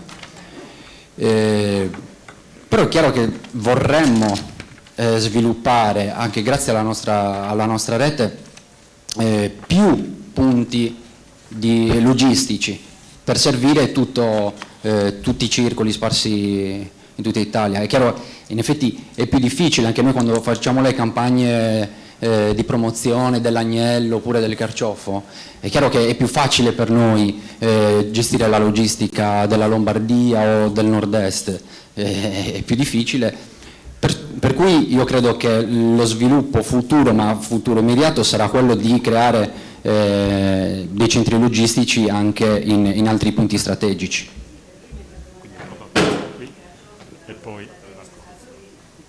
Sì, questo soprattutto per la campagna del fresco, perché poi invece a livello di e-commerce, avendo noi già i magazzini con le celle frigorifere a Milano, perché noi non siamo un marketplace, ci tengo a ribadirlo, cioè a sottolinearlo, cioè non siamo un marketplace per cui noi facciamo da vetrina e poi sono i produttori a spedire direttamente al cliente.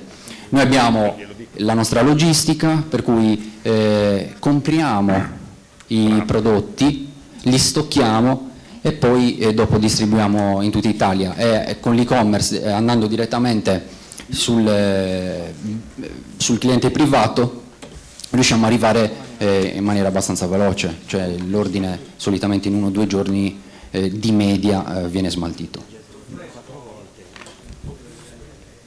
Sì, Salvatore.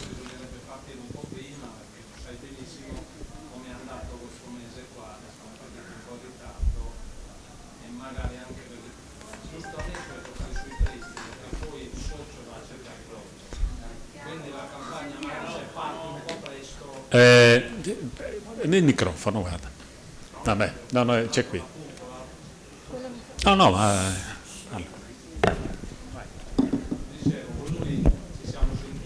Telefono Vai. per gli agnelli di dicembre.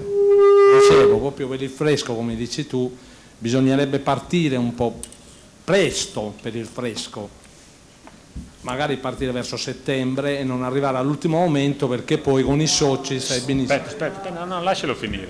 Aspetta un attimo. Per fare i numeri, perché se ci sono i numeri potremmo avere prezzi, se non ci sono i numeri non ci sono i prezzi. Certo. Ma questo lo dico perché giustamente i soci quello ti chiedono, la prima cosa che ti chiedono è quello lì. Parto per quanto è successo questo mese, poi ci sono state le difficoltà dell'alluvione per quanto sono i carciofi, certo, che purtroppo questo è successo. Questo mi è stato detto. Su questa cosa qui ti rispondo anche tecnicamente, perché a settembre nascono pochissimi agnelli in Sardegna e quindi c'è il discorso della stagionalità, che è una delle cose più belle della Sardegna, perché inizia a piovere e Bacchisi o no sa che c'è dell'erba e quindi gli animali, come sapete... No, quindi se non finisce quest'anno. Non finisce più. Comunque, Pastore, quindi Zalisco e Vaghioso Pastore. Bravo. Quindi noi riusciamo anche sul discorso del prezzo e sempre dipende da una settimana all'altra, cambia tantissimo. Il discorso delle campagne che abbiamo sempre fatto, di cui ha accennato anche Antonello prima, dipende tantissimo dalla stagionalità. Noi volevamo portare dei carciofi non ce ne sono perché i campi sono così, quindi siamo anche affidati a questo. Però a rispondere al discorso dell'Adriatico, al discorso di altre parti d'Italia, no? Allora, tutto questo lavoro, finché distribuisci nel nord Italia, ti costa tot, relativamente poco. Per andare in quei territori lì è chiaro che ci vogliono anche risorse economiche. Noi questo progetto qui non è che lo stiamo facendo solo per vendere formaggio, stiamo facendo per potenziare la logistica, l'organizzazione di questo. Poi lo siamo che non possiamo portare da Cagliari il formaggio a Milano per portarlo poi a Pescara, no? Per portarlo a Pesaro.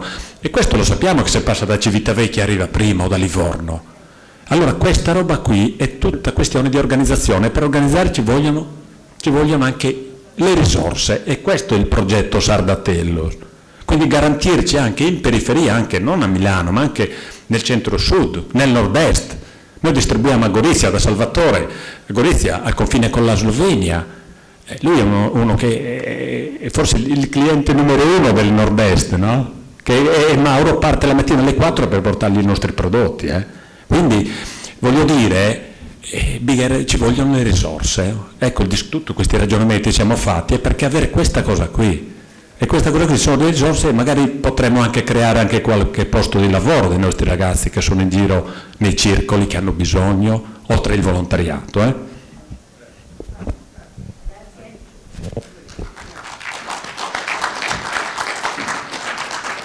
Ci sono altre domande? Prego. Vai, giù. Prego. No, una domanda, ma in parte avete già risposto. Questo progetto, che è assolutamente degnissimo, uno proprio dei migliori, una risposta concreta anche alla Sardegna, come dicevamo anche stamattina, forse però ha bisogno di una maggiore comunicazione, anche più chiara, nel senso che la prima cosa che si vede, proprio come insomma si parlava anche nell'intervento di prima, ma so spray non conveniti, eccetera, no? Ecco, allora bisogna assolutamente pensare che, cioè, è un progetto e come tale va visto, ma soprattutto anche perché noi adesso nel continente ci siamo abituati a mangiare bene, quindi, cioè, quando compriamo per esempio un prodotto DOC, emiliano, lombardo, abruzzese, eccetera, non ce lo mettiamo. Io abito a Parma, nessuno si mette il problema di pagare il parmigiano reggiano di 30 mesi a 25, 26 se di montagna o 28 piuttosto se di... Quindi, mentre invece quando insomma si parla spesso di prodotti sardi, ma è scaro. Cioè, intanto c'è un prodotto di qualità assolutamente legato alla stagionalità, e deve assolutamente valere quel che costa, insomma. Quindi, però questo bisogna assolutamente dirlo con una maggiore chiarezza forse e anche con un discorso un po' più approfondito. Oltretutto noi abbiamo insomma, l'ambiente che è la risorsa primaria, come dicevano prima, insomma, va valorizzato, non va svenduto, perché altrimenti se si svendono queste cose si svendono anche i prodotti e non va bene assolutamente, e anche il lavoro soprattutto.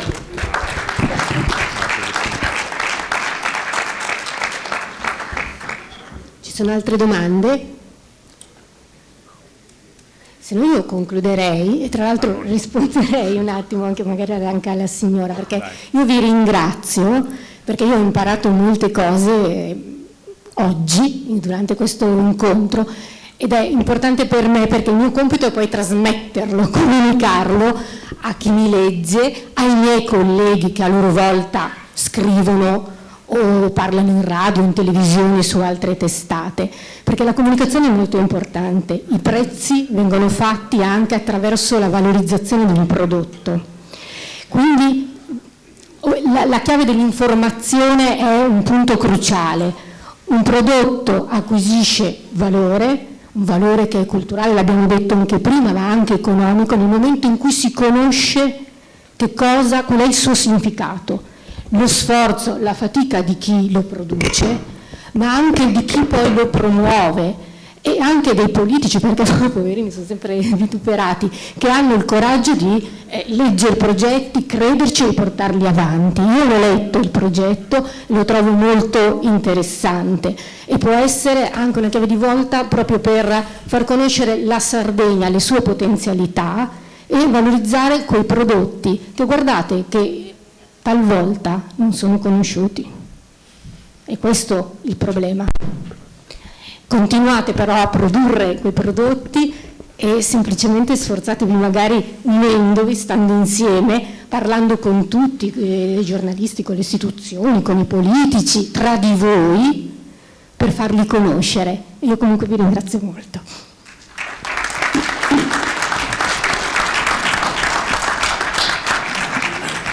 Grazie mille, carissima. A questo punto possiamo dire che questo pomeriggio, la sessione del pomeriggio del congresso è terminata con questo convegno.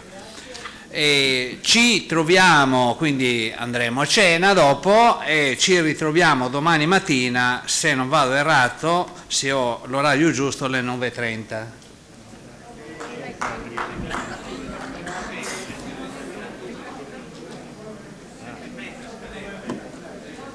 Allora, scusate un attimo, Vabbè, le leggo adesso.